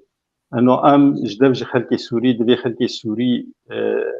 ام بچاره سري كرنا سياسي رانه دبي خلقي سوري باواكي بريز قرتن بقرن وتم ترسيل سرجيانا وانتنا بن ام زوب دبج خاكا سوري برنادن جبرقو امفالا بكن هل بتقول الحردو آليا قول كردستان عراقي جيقول كردستان سوري حردو كاد جيقول ام جيناكشن جبرقو هيزك ترورست ويدكي هاري وام جي خفالا ناكن قو افيزا ترورست بيدر باسي وان دفري قو جيقو امفالا بكن ودورا او الهيامي نجتماني تيك بيبه ام بيا قبول ناكن واموال از باورکم پرساش هات گیشتن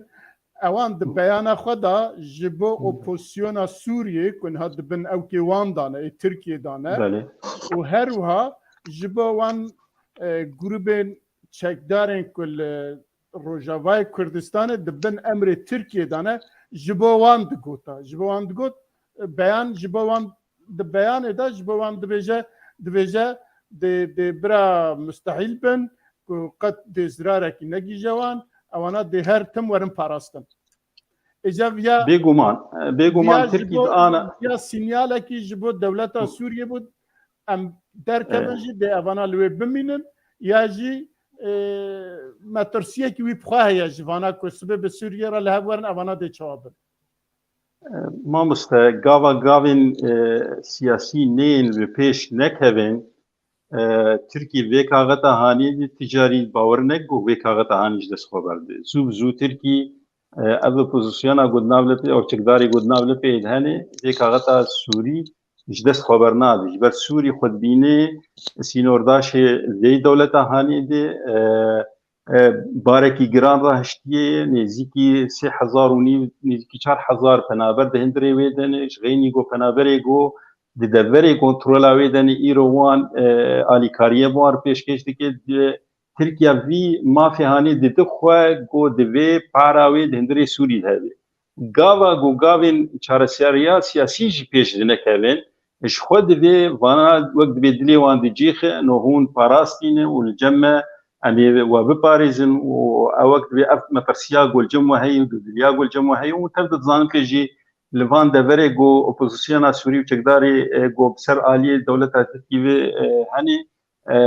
اینا چوجي وقالك روجاجي خو پیشندان تين كرن سلوغان تين كرن ديجي في دانستندنا جو رژيما سوري تين كرن وهروها اوبوزيسيون سوري جي لبو تبقره كيدكي ودخوازي جهمج دولة تركيبي دولة دين جو وان دانستندنا بفهم كرن جو نلسر حسابي خلقي سوري ملتي سوري بقندر جو كاربن في رژيما هاني هدي ام دوسيا سوري جو هاتي راوستاندن وهاتي سكناندن جو وقت بي اب زيلا جو هي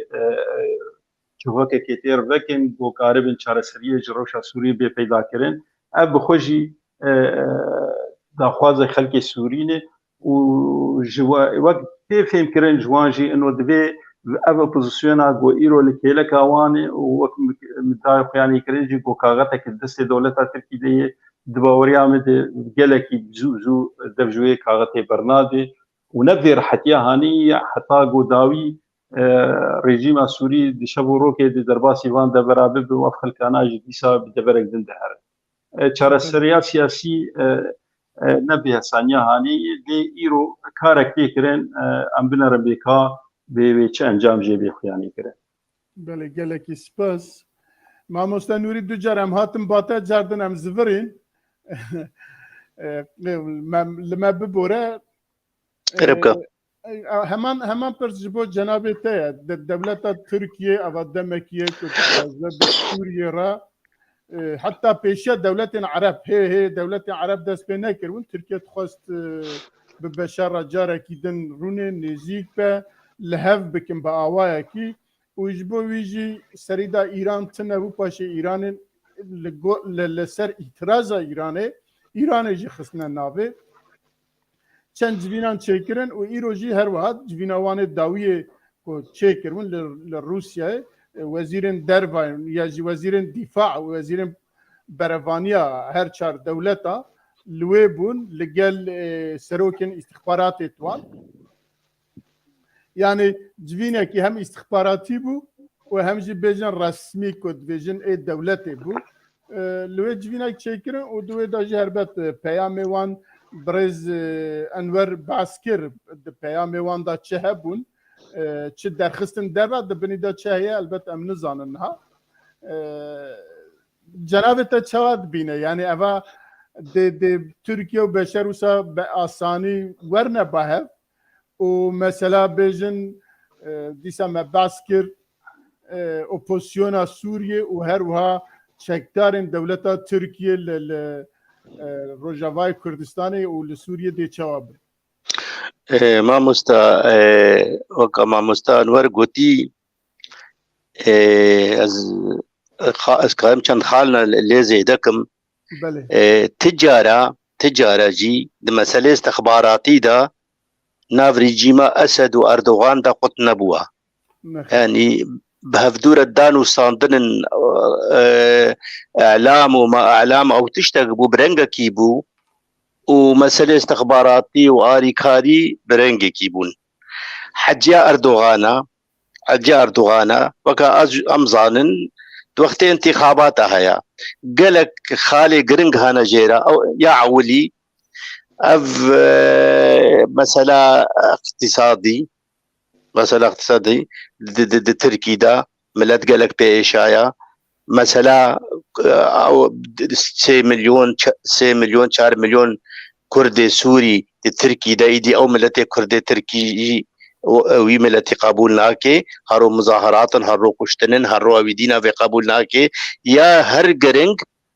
فایده اردوغان کو بگه هدف خوا انه او اداره ذاتی پیاده وکالت مزین وکالت مزین او پکا کیا دویجه خلاص به دویجه خلاص به افجی خالق گلک مهمه او مسألة أمد بيجن إنه وير حتيش هفدو خلاص بنا ويرنجي نبي ويقالك شروطه واجبات سياسته هنا حتى كاربن شفدو خلاص بن بله بله قالك سباس ما مستعل باقي بله شيروبيتا السربي مجاري ما قداريا هاتو ميواني خاكير بله ام تخازن قداريا جناب تجي بكن وباش ام دربازي خلا خايد بنب بله بێگومان يعني ئیرۆ ئەف پەیوەندیە نابەرا سووریا يعني بێژنا تورکیا و رێژیما سووری وێ بەردەوام ببن ژبەر تورکیا بەرژەوەندیە نوێ دوێ مەسەلێت هەبی و سووریا ژی کارە فێدێ ژێ پەیوەندیە بکە کە حتا چ دەرەجێ تورکیا خۆ بەکەشینێ ژێ سووریا مەسەلە بەکشاندنا تورکیا ژی سووریا شاویش گوتنە خۆش گوت گو گرک رژیما سوری تجاری دوی دوزی نکش بر او ندس حالات الهمی سر خاک همی سوریا همی خاک سوریا ند بندست وری حطابه جما بخوازه یا دو ترسک می مزن هي جه واچک دارن حسده لسر سینیور منن دوین بین پاراستن دبیجن انا مثلا بشروجه ده انجی وقتا قول بلکه ده مها بیا گولانه وزير دربيا تركيا تشاوي شغله ووزير دربيا سوريا فيصل مقداد والهبدو بجبن جانا في اجنداك دانين يعني بلانك دانين ويكاسر شبه اخوين او چار خالن نافوا چار خالات تشتن بالكيش هنن يعني يك جيد بجد چار سركرنك سياسي چه ببه ودوي اوبوزيسيون وريجيم هر دو تيد هبن ند و بلاتفورم بريه وق جنيف و نا ایرو می پلاتفورما استانا و جنینن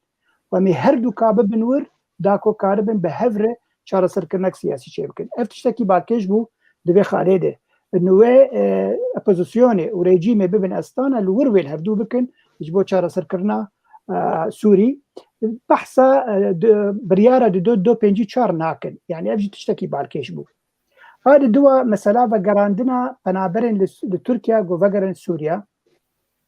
تركيا شد بيجي دوي غارانتيه كبه وغارانتيج آلي روسيا هذا افجارة يكم فيت خوازه انه هجر وقرن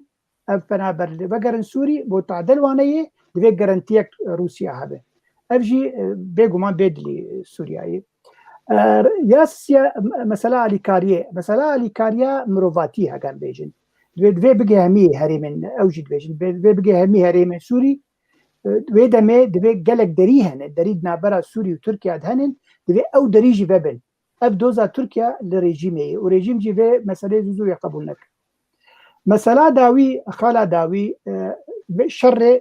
تروری دفر شر ترور جی او يعني خالا هری گرینگه جالی ترکیه به ترکیه شد بیجه دوی امو سوری امو رژیم سوری هم به هفره شر بکه بکن وهمي تشتم بيف جريداي يعني بيا ديفي ويابا كيفي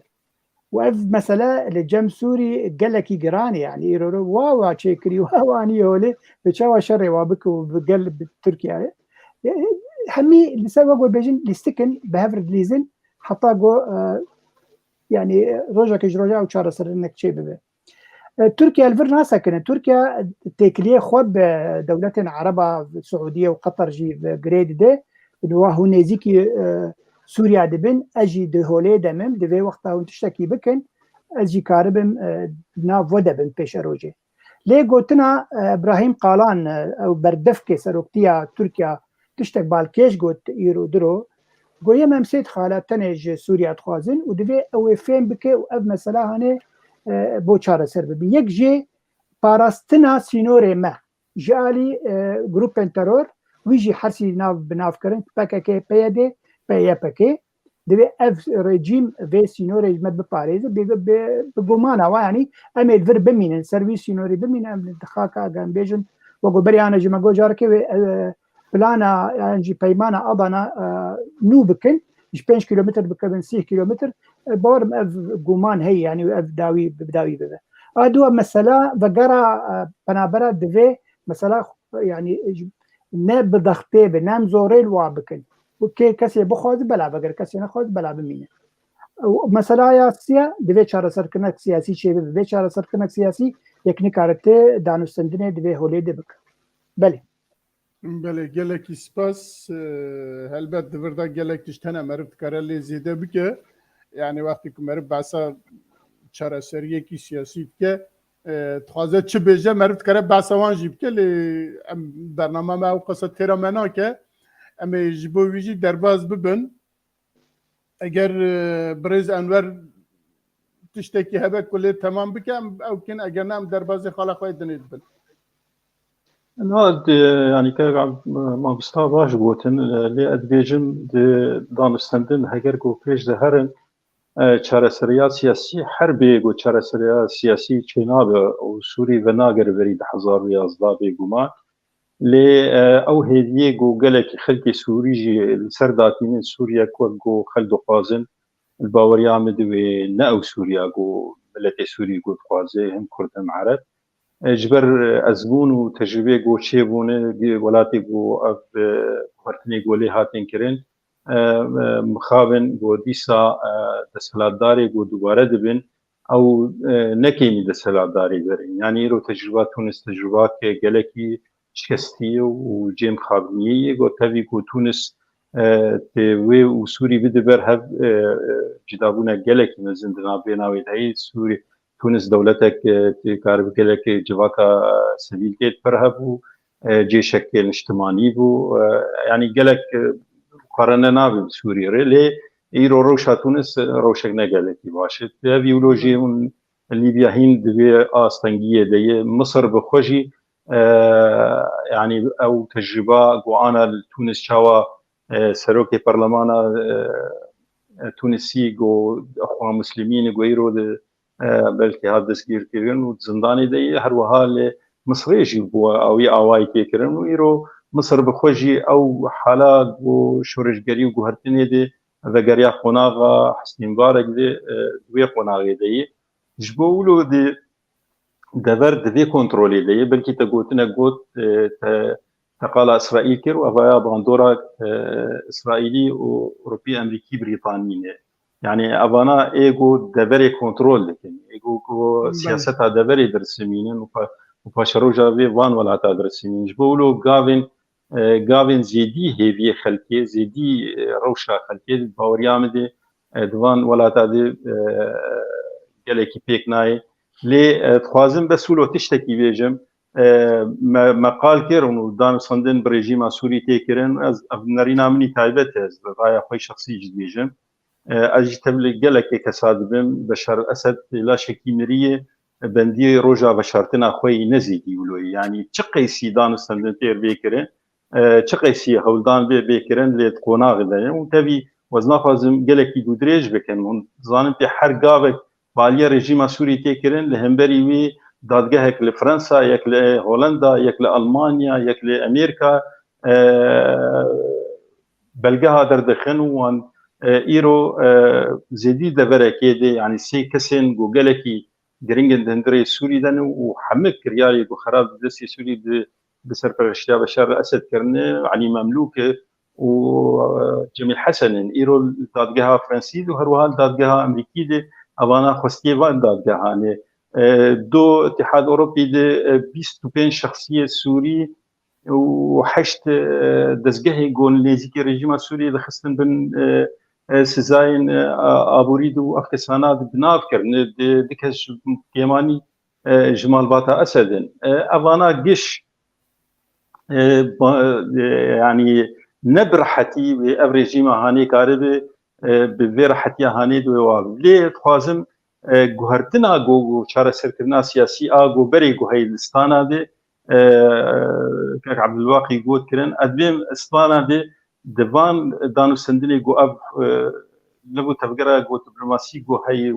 تيكرن دبي جو او قوليا هاني حبكي زياده بدولتك عربي درباسي وي ويتشاغي دبي جو امريكا واوروبي جي نارينا قدن دوي مساله ديكرن چارەسەری ئاوایسی و تەبدێت زانە پێژی ژێ ئەستانە دێ ئەv گوهرتنا گۆ بریارە 2254 یا گۆ هات کرن قەڤزین لەسەر خالێکێ و چون خالا دوا یا گۆ دەستورەیە و هەشت گەڕێن جنێڤێ هاتین کردن و ئانە هادە حتانا دێ تێ بەرهەمێوێتنە و تشتێکی ژە ڕێژیمێ و رووسیا خەنەدایی بەروێ ji bo dê astengîl pêşiyê hene heta ana dê Kurtiya wê heta ana dê dewletê xwedîbandor di rewşa Sûrî de bi kêmanîn dê rewşa Sûrî nexistine çareseriyê de biqendir got heta ana îdaret wektevî Ereb dibêjin di îdaretil ezmî de. Belê gelekî spas em derbasî xala xwe çara bibin. Eger hevalê me bînin serek ne belê rola Amerîka di normalizebûna peywendiyên Enqere Şam û dewletên Erebî de çi ye? Me behsa hemî dewletên Ereba kir, me behsa Sûriye kir, me behsa Sînê kir, belkî hindik me behsa Amerîka kir lê em dizanin ku Amerîka wek cenabê we jî behs kir hem li nav dewletên Erebî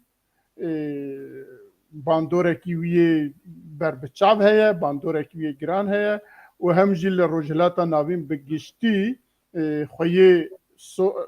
gotinekî ye, xwe yê cihekî ye, xwe yê rolekî wî heye û em dibînin ku anha ev peywendiyên Enqere û Şam û dewletên Erebî mîna ku çawa li dij peywendiyê ya jî li dij daxwazên Amerîka be lê bi awakî din jî Amerîka jî dibinî de dengê xwe nake wek normal dibîne wek xwezayî dibîne û dibêje belkî dibinî de helbet planê wê A, B, C, D çi hebin nizanin em belkî jî li gor daxwazê wî jî bi rêva diçe. Ez dixwazim vîya cenabê we dîsa birêz Enver hema cenabê te di vî warî de çi dibêje û paşê jî em derbasê mêvanê xwe dinê bibin yanî Amerîka vî normalizebûnê ya jî van danûstandina van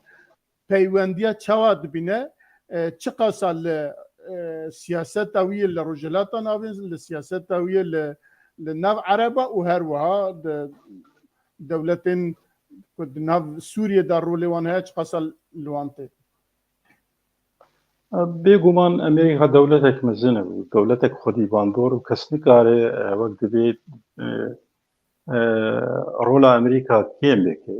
لێ دەبێ گۆ قۆناغمان سیاسەت ئەمریکیشخوا بەرگیشت بێم ئارمانجێ ئەمریکا دەبەرێ ناز بکەین یعنی تایبەتی گرێدانا ڕەوشا سووری دی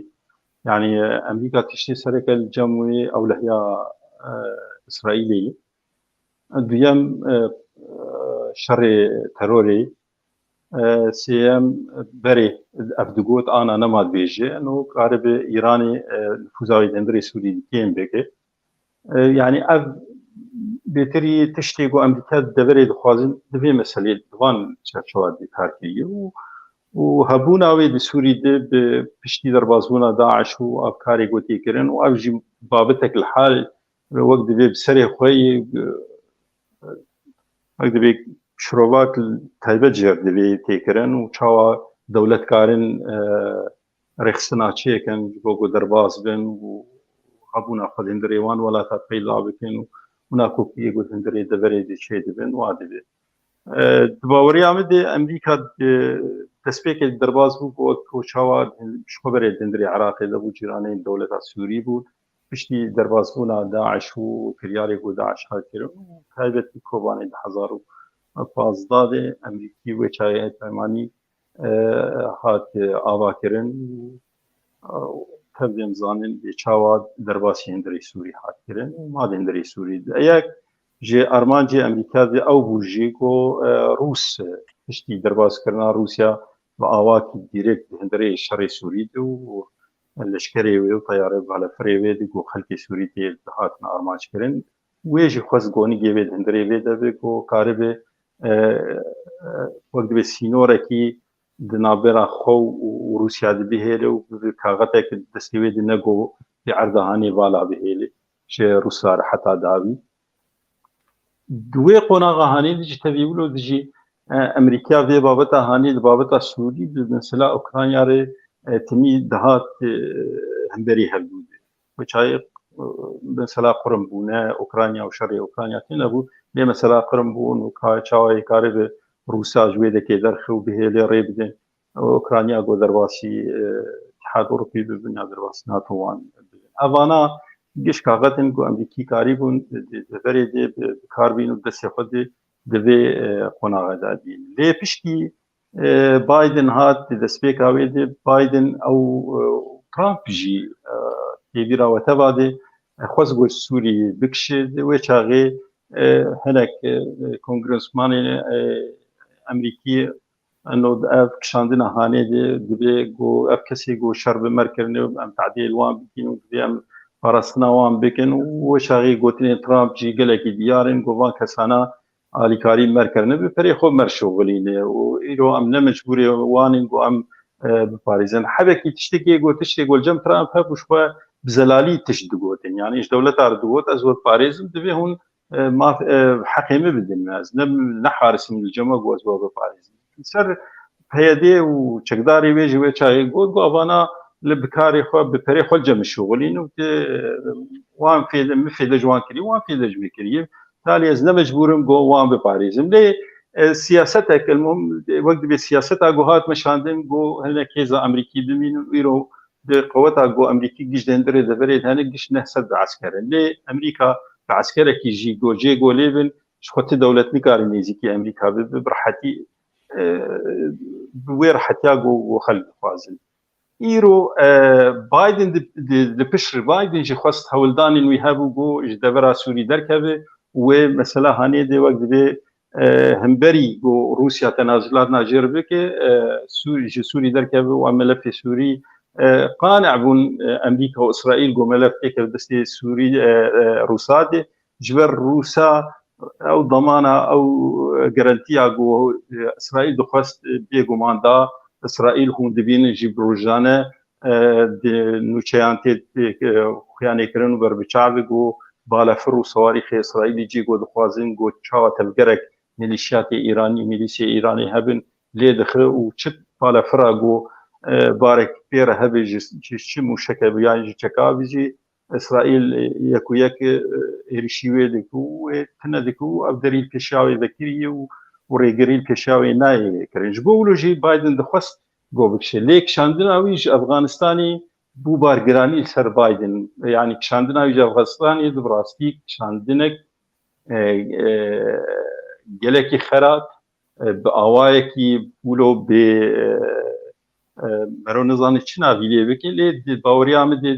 اف کشاندن هانی کشاندن که نگله کی برای باش بو گوچاوات رخصنک تروریست هف قیس آلاب و درفت و هر تشتی و تولاته کی که به تمامتی ترادستی وی بکو پشتی هف قیس سال جشر و فرچونه دی گوشبوت کاره دی وش قاعده خلاص بک تیرو ته رادستی قاعده قدم بناوی کدن رادستی بیکر او یا بو باندور گوش سوری نه یکشاند لانه معناته امریکا حتی داوی جوی سوری بمینه باوری هم دیجی اگر بلکی بری دروجا کنگرس کی مشروع کی قدمان دی جو کنگرس بگو به چاو امریکا جندری و یکشاند العادی جی گاوا گو کنگرس کی قدمینه پشتی چند روزات دی او قراره هني دي مناقشه كرين وده تبي ادرنا ليه امريكا ايرود شري اوكرانيا دي ريغريل بيشا امريكا دي ودبرا هني دي باوريام دي وينكشج دبرا سوري دي ودندري سوري دنينه ليه معناته امريكا وريغريه ريغريل بيشا قصدي ناغري يعني قصدي درب شو بروما قصدي جدسبيك اخذ حتى رجا ايرود روكي تاني جا علاقه في منديبل بريجيم سوري ناتي بري يعني مسألة أولوية مسألة دام سنة مسألة حد شيء ليه جا نادرن وقت دبي حر آستانگی چه دبي حر ایریشک ترکا چه دبي دیسا بروی درد به چارەسەری کێمە بکمە بپارێز کام تەبلیغ وە ببن رژیمشی بشرط و مرج پێدێ قبول ناکرد رژیم وەک زانە بێوێ ئەم مؤسسە هانێ ئەم ڕێخستنە هانی چاوە وێ ئانی وەک هەنێک هەواڵە ئانی زمان وێ چاوە چێکری وێ چلۆ دەرباسی دەبێ یەکێکی بیوان شرط و مرجێ بۆ ئەو دخوازن و کەتێ نای قبول کرێ ji bo wilo jî Emerîkî di vê qonaxa anî baweriya min de wê çavê xweş gelek tişta bike lê hinek li bû tevgerên henê ji dervî îrada Emerîkî nebirzabûna wê û Emerîkî jî hên ew şert û mercê godatînên li ser Sûriyê de belkî berî çend rokê bû ew dewletê hev dewletana dîsa dubare kirin û çareseriya Sûrî divê çareseriyek siyasî be li gora biryar û biryarê navdewletî bin 22-4 be eعمار avakirin di hindirê Sûrî di nayên avakirin tê wateya got çi dewletên Erebî îro godan û stendinê bi rejîma Sûrî jî bikin Emerîka siza li ser rejîma Sûrî heye wê godan û stendinê di meselê aborî dikin yani dimînin meselên şeklî siyasî bi vê rejîma hanê di lê sibe Siûdiyê nikare proja di hindirê Sûriyê dibeke û ne Tirkarin di van proja di hindirê Sûriyê dibeke ji ber got sezayên Emerîkî li ser rejîma Sûrî de hene ji bo vê Emerîka heta roja îro bandor lê tiştê em tev dixwînin ê got li ber çavê me ye em di siyaseta Emerîkî de li ber çavê ti projak siyasî Emerîkî projak Emerîkî di deverê de tune ye Emerîka heta ana de di rewşa Sûrî de zelalî تعامل bi vê rewşehanî nekiriye ji xeynî gomelefê irhabê û danûstendin mesela ewlehiya İsraîlê de zêdî vê ya de çareseriyê de dema pozisyona Sûrî hat kirin destpêkê de û li kêleka milletê Sûrî heta ana jî qet bînê di kêleka milletê Sûrî opozisyonê ne li kêleka rejîmê ye li gora biryarê navdewletî û ji xwe Emerîka bû ê got hişt got ev biryara 22-4 bê heta ana jî berdewam in li ser vê ya lê nayê wê wata hanê de got heta dawî jî wê Emerîka berdewam bi ji ber got gelek istikvan di hindirê deverê hen ve xasatan îro ê got ecele dike di çareseriyê de û dixwazî got rewşa Sûrî de Tirk û Siûdî û avana wek divê dewletê Erebî li hevdû vegerin li Beşar Esed vegerin îro Rûsyayê ji ber Rûsya dixwazî vê bar giraniya hanê ji pişta xwarajê de û vala bibe di şerê Ukrayna de belkî hetî cana dirêj dikim dikarî ji وقت ما نورمال اگر نه من مداخله کرا پروبلم تنه از ورم با برز نوری موزل دوی وارده که جناب ویچت بیجه چما امریکا لبان تشتین کل در باید قومن تحمل اوی چیه چما تحمل اوان تشتاکه مامۆستا وەکە مامۆستا ئەنوەر ینی gelek rol gotin siyaseta Amerika siyasetekî weka bi Kurdî dibêjin bi Erebî dibêjin siyasetekî xabeda siyasetekî zû bi zû siyaseta xwe naderxê îro weka em zanin Amerika rolekî mezin nav dewletê Erebî da û nav dewletê Erebî da û weka niha jî li Sûrî de û li Kurdistana Iraqê de jî rolekî mezin dilêze ew roja hatî Sûrî hatiye ji bona şerê Daeş bike serê Rehabê bike hatiye bi vî rengê hinê yani hel hatiye bi vî rengê hinê û tiştek qenaeta min a şexsî tiştek bê Emerîka seraserî Sûrî de çênabe bê Emerîka yê ewilî û talî Emerîkaya û Emerîka û Rûsya erê dijî hevdûne û dijî mesela Rûsya û Ukrayna û bes mesalihê wayê duwelî mesalihê wayê duwelî wa digihêne hev xakekî de wa digihêne hev û istixbaratê wa bi hevdû re dirûnin yani bi qenaeta min tiştek bê Emerîkiya wê nebê di mentiqê de nav di Şerqil Ewsat di roja di Şerqil Ewsat tev de wê tiştek bê wê Emerîka nabê بله gelekî spas ما مستعل باقي از ورم باته پیشیا کو دولتا جوینن او که خواستن ترکیه خواست کو بشر را لهف بکه یا جی نزیک ببه ایران تدا تنبو بلکه او چاق کیف امریکا هات بلکه او چاق امریکا تخواست کو ایران تدانی نه هدی ایران صحایت در بخه لپشت جوینا دودیا یکسر ایران هاتا کت ناوه بو خیر رول تدا و جوی روزی دا حتی ها او كيت هاد بردوامن هاد ديتنيت هاد بردوامن وشقاد تشن هدي فانا لسر خالن كنا كوكون هدي الشام وتركيا الهفتكن ياجي فانيزيكي هفتكن اموسابيجن جبركو برجمندي هرديا دوي علي دايه واد ديا ديسا دولتنا عرب كنت خازنها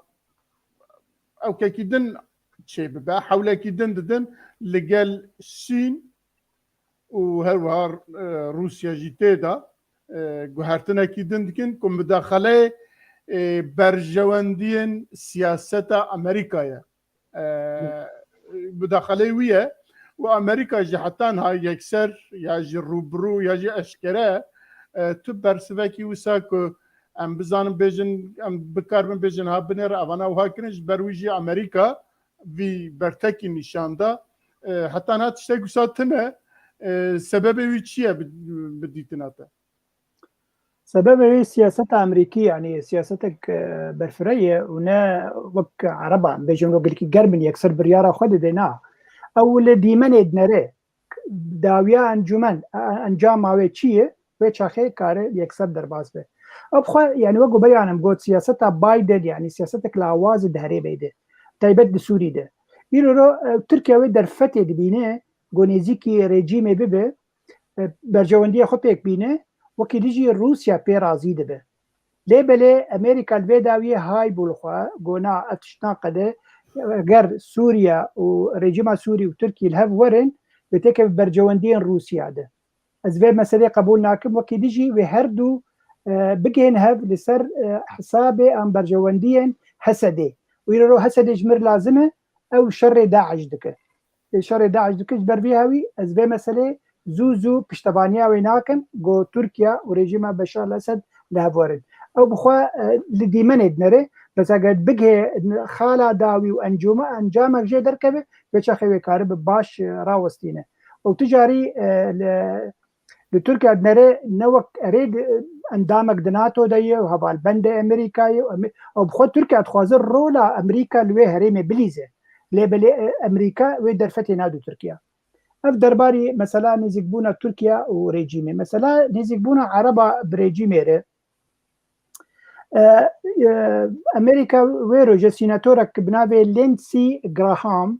شان سعودية وجوارة قوت أفتف قرا وكفتلفتا ونزيقبونا وبو ريجيما بشار الأسد أبناء قبول كرين جبر دي قانون هنن سزاد آيه سوريا يكجي قانون قيصري دومين قانون كبتاغونا ونحردو قانون هجر افانيك يعني تشتغو هندكن للديجي وحردو قانون عيه ام في مسألة قبولناكن وهر وقت ديجي راقهاندنا امريكي روجانا لسر سوريا رادوسته بلكي ام ناخوينن يعني خلق سوري ناخوينن كرد عرب ناخوينن ليه بلد راقهاندنا وادهيه CNN شبكة CNN يا امريكي حرتم بحسابه مثلا سوري دكه مثلا چیکرنا و نارکوتیکا یا بنابه کپتاگون و چندی پراجه دردخه و کی تید دشخله حتی بیجین فبریکه و دندر سوری دانن و کسی گو بلاف دکه پارتی حزب الله و ميليشيات عراقيين يلسر جريداين يلسر إيراني. بريطانيا بيجي مثلا هنيك جبرجو هي أو رجيم سوري فينانسادك ودبي مثلا قبولنا به جبر لديجي قانونا كبتاجونا وبري أنا جماني زمان يعني أود بيجي بينجيو $7 مليار هاتنن بهاتنن وقت بيجي جكرين وفروتنا بكبتاجوني تيجي على سوري وسوري بفيرنجي عمري خو تملي خو درج دك ليه بلي تشتدي يعني سازين ما في المروفا لامريكا يرو قال لك بتندي لسر رجيم بشار الاسد غاد وسطه ودبيجي 150,000 كس حتى ايرورو دي زندان رژیما سووری هەیە وەکی دیژی 96,000 کەس هەنن کۆ هاتنن بەشارتن ئاژی هاتنن ڕەواندن ji alî rejîma Sûrî ve ev divê hemî tişt bên xuyakirin ji bo raya giştî wekî dijî divê rejîma Sûrî bê dagehkirin demek eger reaksiyonek Emerîka hebe ve indirekt be ana ne yeksere yani diriya ev saziyên mafê mirovan de diriya ragihandina xwe de ew li dijî va çîrokên an jî van têkiliyên godnabera عربان و rejîma Sûrî çêdibe an bera Tirkiye û rejîma Sûrî çêdibe ew hewildan heye ji ber vî hawî Amerîka ne çavgirtiye Amerîka hayê wê ji dîmenê hemî heye belê belê gelekî spas em ê derbazê xala xwe dawiyê bibin ez ê dîsa werim ba Birêz Enwer Tirkiye hergav îddia dike ku Amerîka dixwaze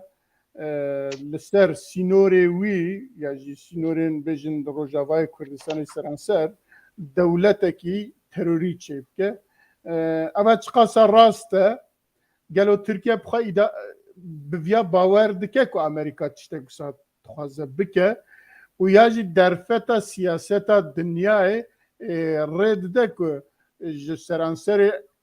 كونها جي كو تركيا جي تدا اشكال كريا عفرين وحتى بقيش بردبي بعري بقرا حتى قاموش له حتى سينورين دني كو دولتك وسا جبو كردا ورا تو بلانك بروجيكي او كيك وسا هي تركيا بخوا بوي باور دكيانا وبراستي او كيك امريكا وسا جي هي يانا وكردجي جبو يا امادانا يانا اموجي بيجن باوریا میدم دست به امریکا بکنم که پروژه امریکی عالی روشا کردی دی تایبت دتنی بلکه آواکی گشتی روشا سوری هی و لگور آوا بریاری نا دولتی کو دانو سندن به جنیدی تکرن نابینا رژیم و اپوزیسیونی لیب آواکی زلال دیتن گلک جارا به وزارت دربه امریکی هاتی دیتن به نونری امریکا لهندري كردستان سوري هاتي ديتين gelek جارات تشتكي بروجاك د آلية كردادي تنهي ديار تنهي لي دبيجن مافي ملتي كرد وقت مكونة كي لهندري سوري دي باراستي بأبايات يقولن بلكي لهندري وي روس دبي آواي دي پشکتی ترن د امریکا د زلال بونا نرينا خده و بلکه و جارکی دستورک چی درخستن رشپلک دستوری درخستن براستی پشکتی بو بنسبش بونا دولت سوریه و وشاغید تفکر سیاسی جی اری کردن سروی نوام دوینن گلکی باشه اجبولو روس پشکتی ترن جندی کدید مسئله مافی کردی اگر امریکا بری دولتك كردستان سوريا عوابك دولتك دنها بو خودي حرتش بون وكاريبون وكنت بزانين دماغو خواستن جو استفتاء كي تشيكن كاك مسعود برزاني دي دوي قناغي دي الموقف امريكا وبتايدت بريطانيا ويتشاوال جيوي دركتن ومديدة چه بولاد سري ملتي كرد ويقونا إلى أمين وشا الدولة العراقي قالك دابري قد دستي كرداد وجستي كرداد خستن إيرو أمريكا بروجا قوهتين دي استراتيجيات دور دي ياغو دور دي دبيقو هذا لي أم بخوا كردجي جبو أم قناه كشي نخس نستي أمريكا وبريطانيا دي باوريا مدي تمي دي دولتي سركة الدباندورة مسألة كردي وروجلاتا تايبتي يعني امريكا وبريطانيا انا بدود اوروباتي يعني ابيغو خدي باندورن ودانستن ديوان سر اصلا ديلكي بلنتي كرن وكارن دي دبري دي خدي باندورن قونا جغيني امريكا وبريطانيا دي سر اصلا كرداتي كرن كرد بخوا دي چقونا غيدن دي روشي دني سياسه كرد لكيدكي كرد كاري چ سياسته بكي کرد چخیسی الهبدو کریه چخیسی کاره خوابد خویانه کرن کاره برجواندی خلقی بپارزه و د پشر برجوندی خو به پارێزێ کارێ پێچراوە گوتنا خۆی یان نیشتمانی بکی یەک و لە هەمبەری ئێگۆ داگیرکەری وی بیاگۆ لە هەمبەری ئۆپۆزیسیۆنا گۆ هەمبەری وی بە ئەوانە گەشت پرسن بەرسەبن ji Kurdatên kirin û Kurd dukî de çi qonagê de ne mixabin di her perçakî Kurdistanê de problemek heye û kêşak me gelekî mezin heye û rastî got mero têk hevê de mero karik gelekî xwe bêşîne yani berî got xelkê bêşîne baweriya min de ev jî sebebekî gelekî muhim tê de nizam hetavê de ez ketim vê ya ez بعاجزی جبر از دري خود بعاجزی ده از مسئله بیجم وزنافه يعني حقیقت راستی اوه گو ام لبگره که ام بری گشش خورچینه کن ام نکاربن خلقی بخو بدن قانع کرن انه والله ام محتاجي ام يعني اف دولتها هاني خوش ما في مني يعني بيگومان دولتها كردي ترك بخوازن عرب بخوازن فرد بخوازن نخوازن و دولتا کردی بی اگر 10 سال دن بن 20 سال دن 100 سال دن بن دوی کرد و عرب دوی کسی گو داکرکری کردستان دی ملت وی به رژیم او به دوی ویا بک قناعتک باوریک الجم خودی چه کردکی هذا ام جانا اپوزیسیون تدید بیجن هون بیجن نزد اپوزیسیون رژیم دی پنجی د سپیکا گو دولتا سوریه هتیا وا کرن شورتوانه کل کردار پیدا کر گو اوانا خوازن سوری پرچه بکن باور بک اج اپوزیسیونر دبیجم اج رژیمار دبیجم جی چه کسی گو شریکی مید وی ولاتی دنو ایگو فرد بونه سر ما گو شریکی مبن اگر پشتی 5 ثانیه دن و 2 ثانیه دن دست کاربم ولاتی کی کردستان آمزن آوا بکن 1 ثانیه امل پاش ناخن جبو گو بایا قدبرین بی يعني وفين بكن بي مسألة هاني جمد ام ملتكن جما فيمي قوم خدي ولاتي خودن ام ملتكن هف قيصصال ما خدمتها حركسي كريم ما حد تشد تشتي هاتين كردا خدمتها وان كريه لي تشتي قو كردا نكري خدمتها خوانا كرن حتى انا ام تمي بارزاني خد فروشن دجمني خوا ام تمي بارزاني خدمتها دجمني خوا دكن وايرو هون دبينن افدس بشخريا قو هيدي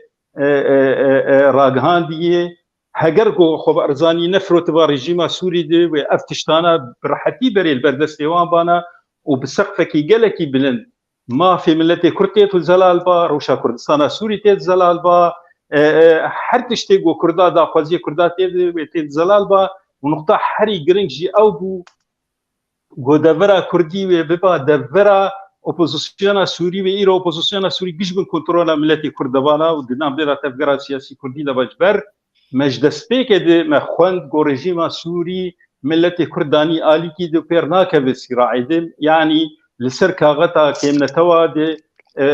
رژیم بعث لیست و مجی کاریب فیده جه بکرا و موه چاگه مدعوه جواته که کر جغوال خوره و باشکره گوت انو رژیم سوری ما جوی ناکوکیا گوهی مدور خستی گرک ام درفته و درفته هانی بدست خو بگرن و ام خو حاضر بکن جره و ام کار جره بکن براستی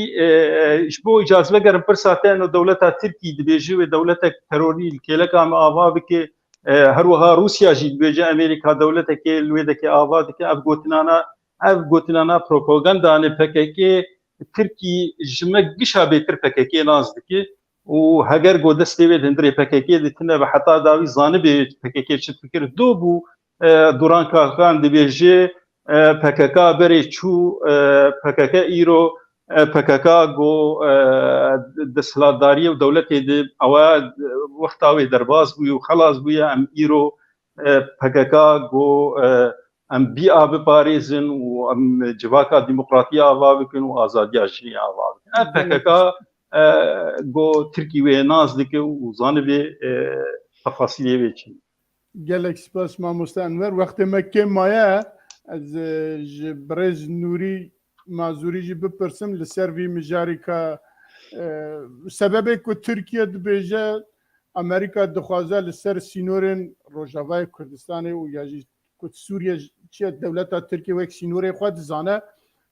دخوازه دولتا که یا جی او که دولتا که ترور عواب که چما وساد بيجا براستي بخوا باورتك كنت تشتاق وساد ببا مامۆستا ترکی جیزانێ و ئەمریکا جیزانێ پەکەکێ کودێ چێبووە و کێ پەکەکێ چێکریا و چ دەست ناف پەکەکێدا هەنا بیر و باوەریا من حتا پەکەکێ هەیە کوردستان چێ نابێ بلو بەکری ئەزێ بێژم وەکە مامۆستا ئەنوەر گوتی برەتفعل ئەجی برەتفعل وێرت فعلێ دەبێژم لێ حنگی تشتا ئانی سەرێ وی ملەتێ کورد سەرێ وی ملەتی یعنی ما ناوال کوردستانە عراقێ چتکێ ما ناوال سووری چتکێ يعني تي جميل بايق ويدي بيجن نوختي قومياتايا نوختي دولتايا يعني تشج في ملتي تشج بيرو باورياتا يبوا بي يمن افقنا عتامنا درد مجوا ديتي باش دجمني خونا ديتيا مثلا هيا مثلا كردي بجي فنا داري نجدار بي فنا داري نجدار بي او دار فنا نابي فنا بونا ما فكك يا جروجا فكك تشيبوي حتى نها وامريكا جيواناز دكي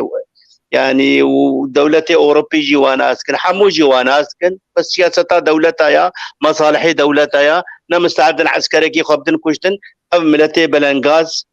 20,000 25,000 ملتي كرد ما سوري دا كشتن خورتي ما نمان كچكي منان تشتك منامان ام چون بر من بجي ده هاتن كشتن ام چون بر رقاي ده هاتن كشتن ام چون بر حتى ما عرب كرن بجي من اخوا ام مسألة كي درجة انه تركي جمنو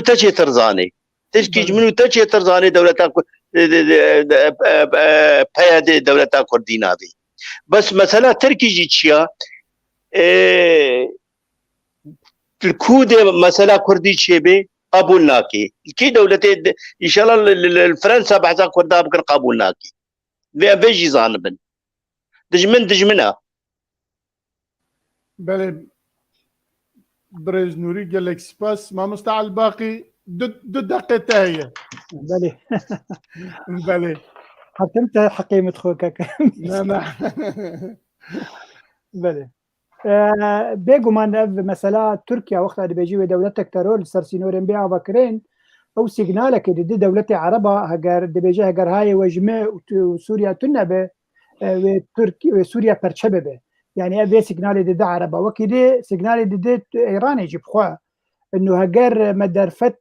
دات ئەمریکانە وێ دەولەتێک کوردی چێ ببێ وێ شاخێ کوردستان چێ دەبێ يعني وێ سیگنالی ددە ئێرانێژێ تژی قبول نەکبێ مەسەلەی لێ بەلێ ترسە هەری مەزنیا تورکیا ژێ پەیمانێک لۆزانی نوویە یعنی وەگۆ هەندزانم هەفتا دەربەربوونە 100 ساڵی سەر پەیمانە لۆزانێ دەبێ گۆ تورکیا استخباراتی تورکیا میتێ تورکیا vê xwendinê cem Emerîkana dibînin û tiştekeyê wê guhertinek hebe dê xarîta rojhilata navîn de dibe yani dibe vê xwendin cem wa hebe ji ber vî hawî ji ana vê ragihandinê dikin nû dewletek teror li ser sînorê me bê avekirin ya xalek dî giring heye divê got dema got vê dibêje Amerika kare Amerika û NATO jê bixwazin de başê bêl got Swêd derbasî NATO bibe em ê jî nehêlin got ew dewleta got hişê te de yek bê avakirin heta karim vê yani mesela yek bêkê vê bînin holê lê belê beriyana jî min got Tirkiye dixwaze rola Emerîkana li herêma rojhilata navîn jî wekî dî jî li Sûriya bidestxîne û Amerika bixwe tu carî wê herêmê ji dest xwe nabe ji ber îro ro we gotbêjin konflîktek mezin heye yani problemek mezin heye navbera Amerika û Rûsya û her yek jî dixwaze herêmên di hemî cihanê têxin bin destê xwe de ez ê li vir bisekinim kek Mîrza lê belê pirsek xwişka me Fatma hebû gelekî balkêj bû dixwazim bi yek deqeyekî bikarî bersiv bidî bide eger na wextê me nîne baş ew ê dibêjî dibe yani ev civînên got navbera Sûriya Tirkiya çê dibin heger hat û çê bû wê çendî tadil kêşa me ya Kurdî bibe û bi çi rengî em karibin xwe biparêzin بێگومان یعنی تبێ نەبێ هەگەر تشتێکی وها چێ بوو تعدا مەزن لە کووردا بێ لێ دیسا دبێژم حتا یەک کورد بمین وەگو کەک ئەنوەرژی گوت یەک کورد بمین لە سووریا وێ مافی مسەوگەر ببێ تێمانی مافی چاندەیی گۆکارە بە زمانی خوا بخوینە و پێ ڕۆژا خوا بەردەوام بکە بەێ بەێ gelekî spas بۆ we hersê cenabê we herseya û ez bawer dikim û gelek spas bo bînerên me ku avanî 2 saete bi merane em zanin ku gelekî têbinî gelekî pir hatine lê ji ber nebûna wexta em nikarin bersiva wan jî bidin bi yek gotinekî birêz Enwer em dixwazin xatir ji te bixwazin eger tu gotinekî te hebe bi yek gotinekî ku em derbas bin دماوەڵ دەماتە مەشقانەوە خۆش بوو گەلێکی سپاس ژوەر و گۆ دەرفەتدانە هێڤیاگ و ملەتێمە دەمەک نزیک لە ئازاد و سەرفراز بوو هێوی و داخوازی پێک دێ gelekî spas mamosta Nûrî cenabê te tiştekî ku dawiyê de bêje سلاڤورێز ژەوات هەفدارا بەسوەڵا تشتێک هەبوو خالێک هەبوو مەدبی بوون باسێ بکەن لێ وەخت چوو ئینشەڵا جارێکی دی مەسەلا ئەن کەسێ و em ê baş ew yên baxin da başa spas Albaqî carek din ji bo we teva jî dîsa spas gotina xwe jî bêje em bigirin وڵام سپاسی هەمی کەسێ تەماشەوان یەگۆل مە تەماشە دکردنیرۆ هەمی کۆمنتاری خۆنی بساندن و لێ داوێ مامۆستا محەممەد زەکی ئەوسێ تشتێکی باڵکەش گوتیە سلااوڕێژ بۆوی ئەم واز گەلێکی سپاس دکن دەرفەتتونە بوو گوام هەنێک پرسێ واژی بین هۆلێ لێ بەلێز باوەرم بە ڕەنگێکی ئیندێرەک مە بەرسەواوادا وەربکی سپاسیەک تایبەش بۆ کەک ئەنوەر ناسۆ و کەک نووری معزول سپاس بۆ هەبووناوەل سەرکەناڵ جارێکی din spasê her du mêvanê xwe dikin û spasê hevalê xwe rejiyê ku eva 2 saete dîsa bimere û her wiha spasê temaşevanên xwe jî dikin em dibêjin heta bernamekî din hûn te bimînin di xêr û xweşiyê de û bi xatirê we سلاڤورێز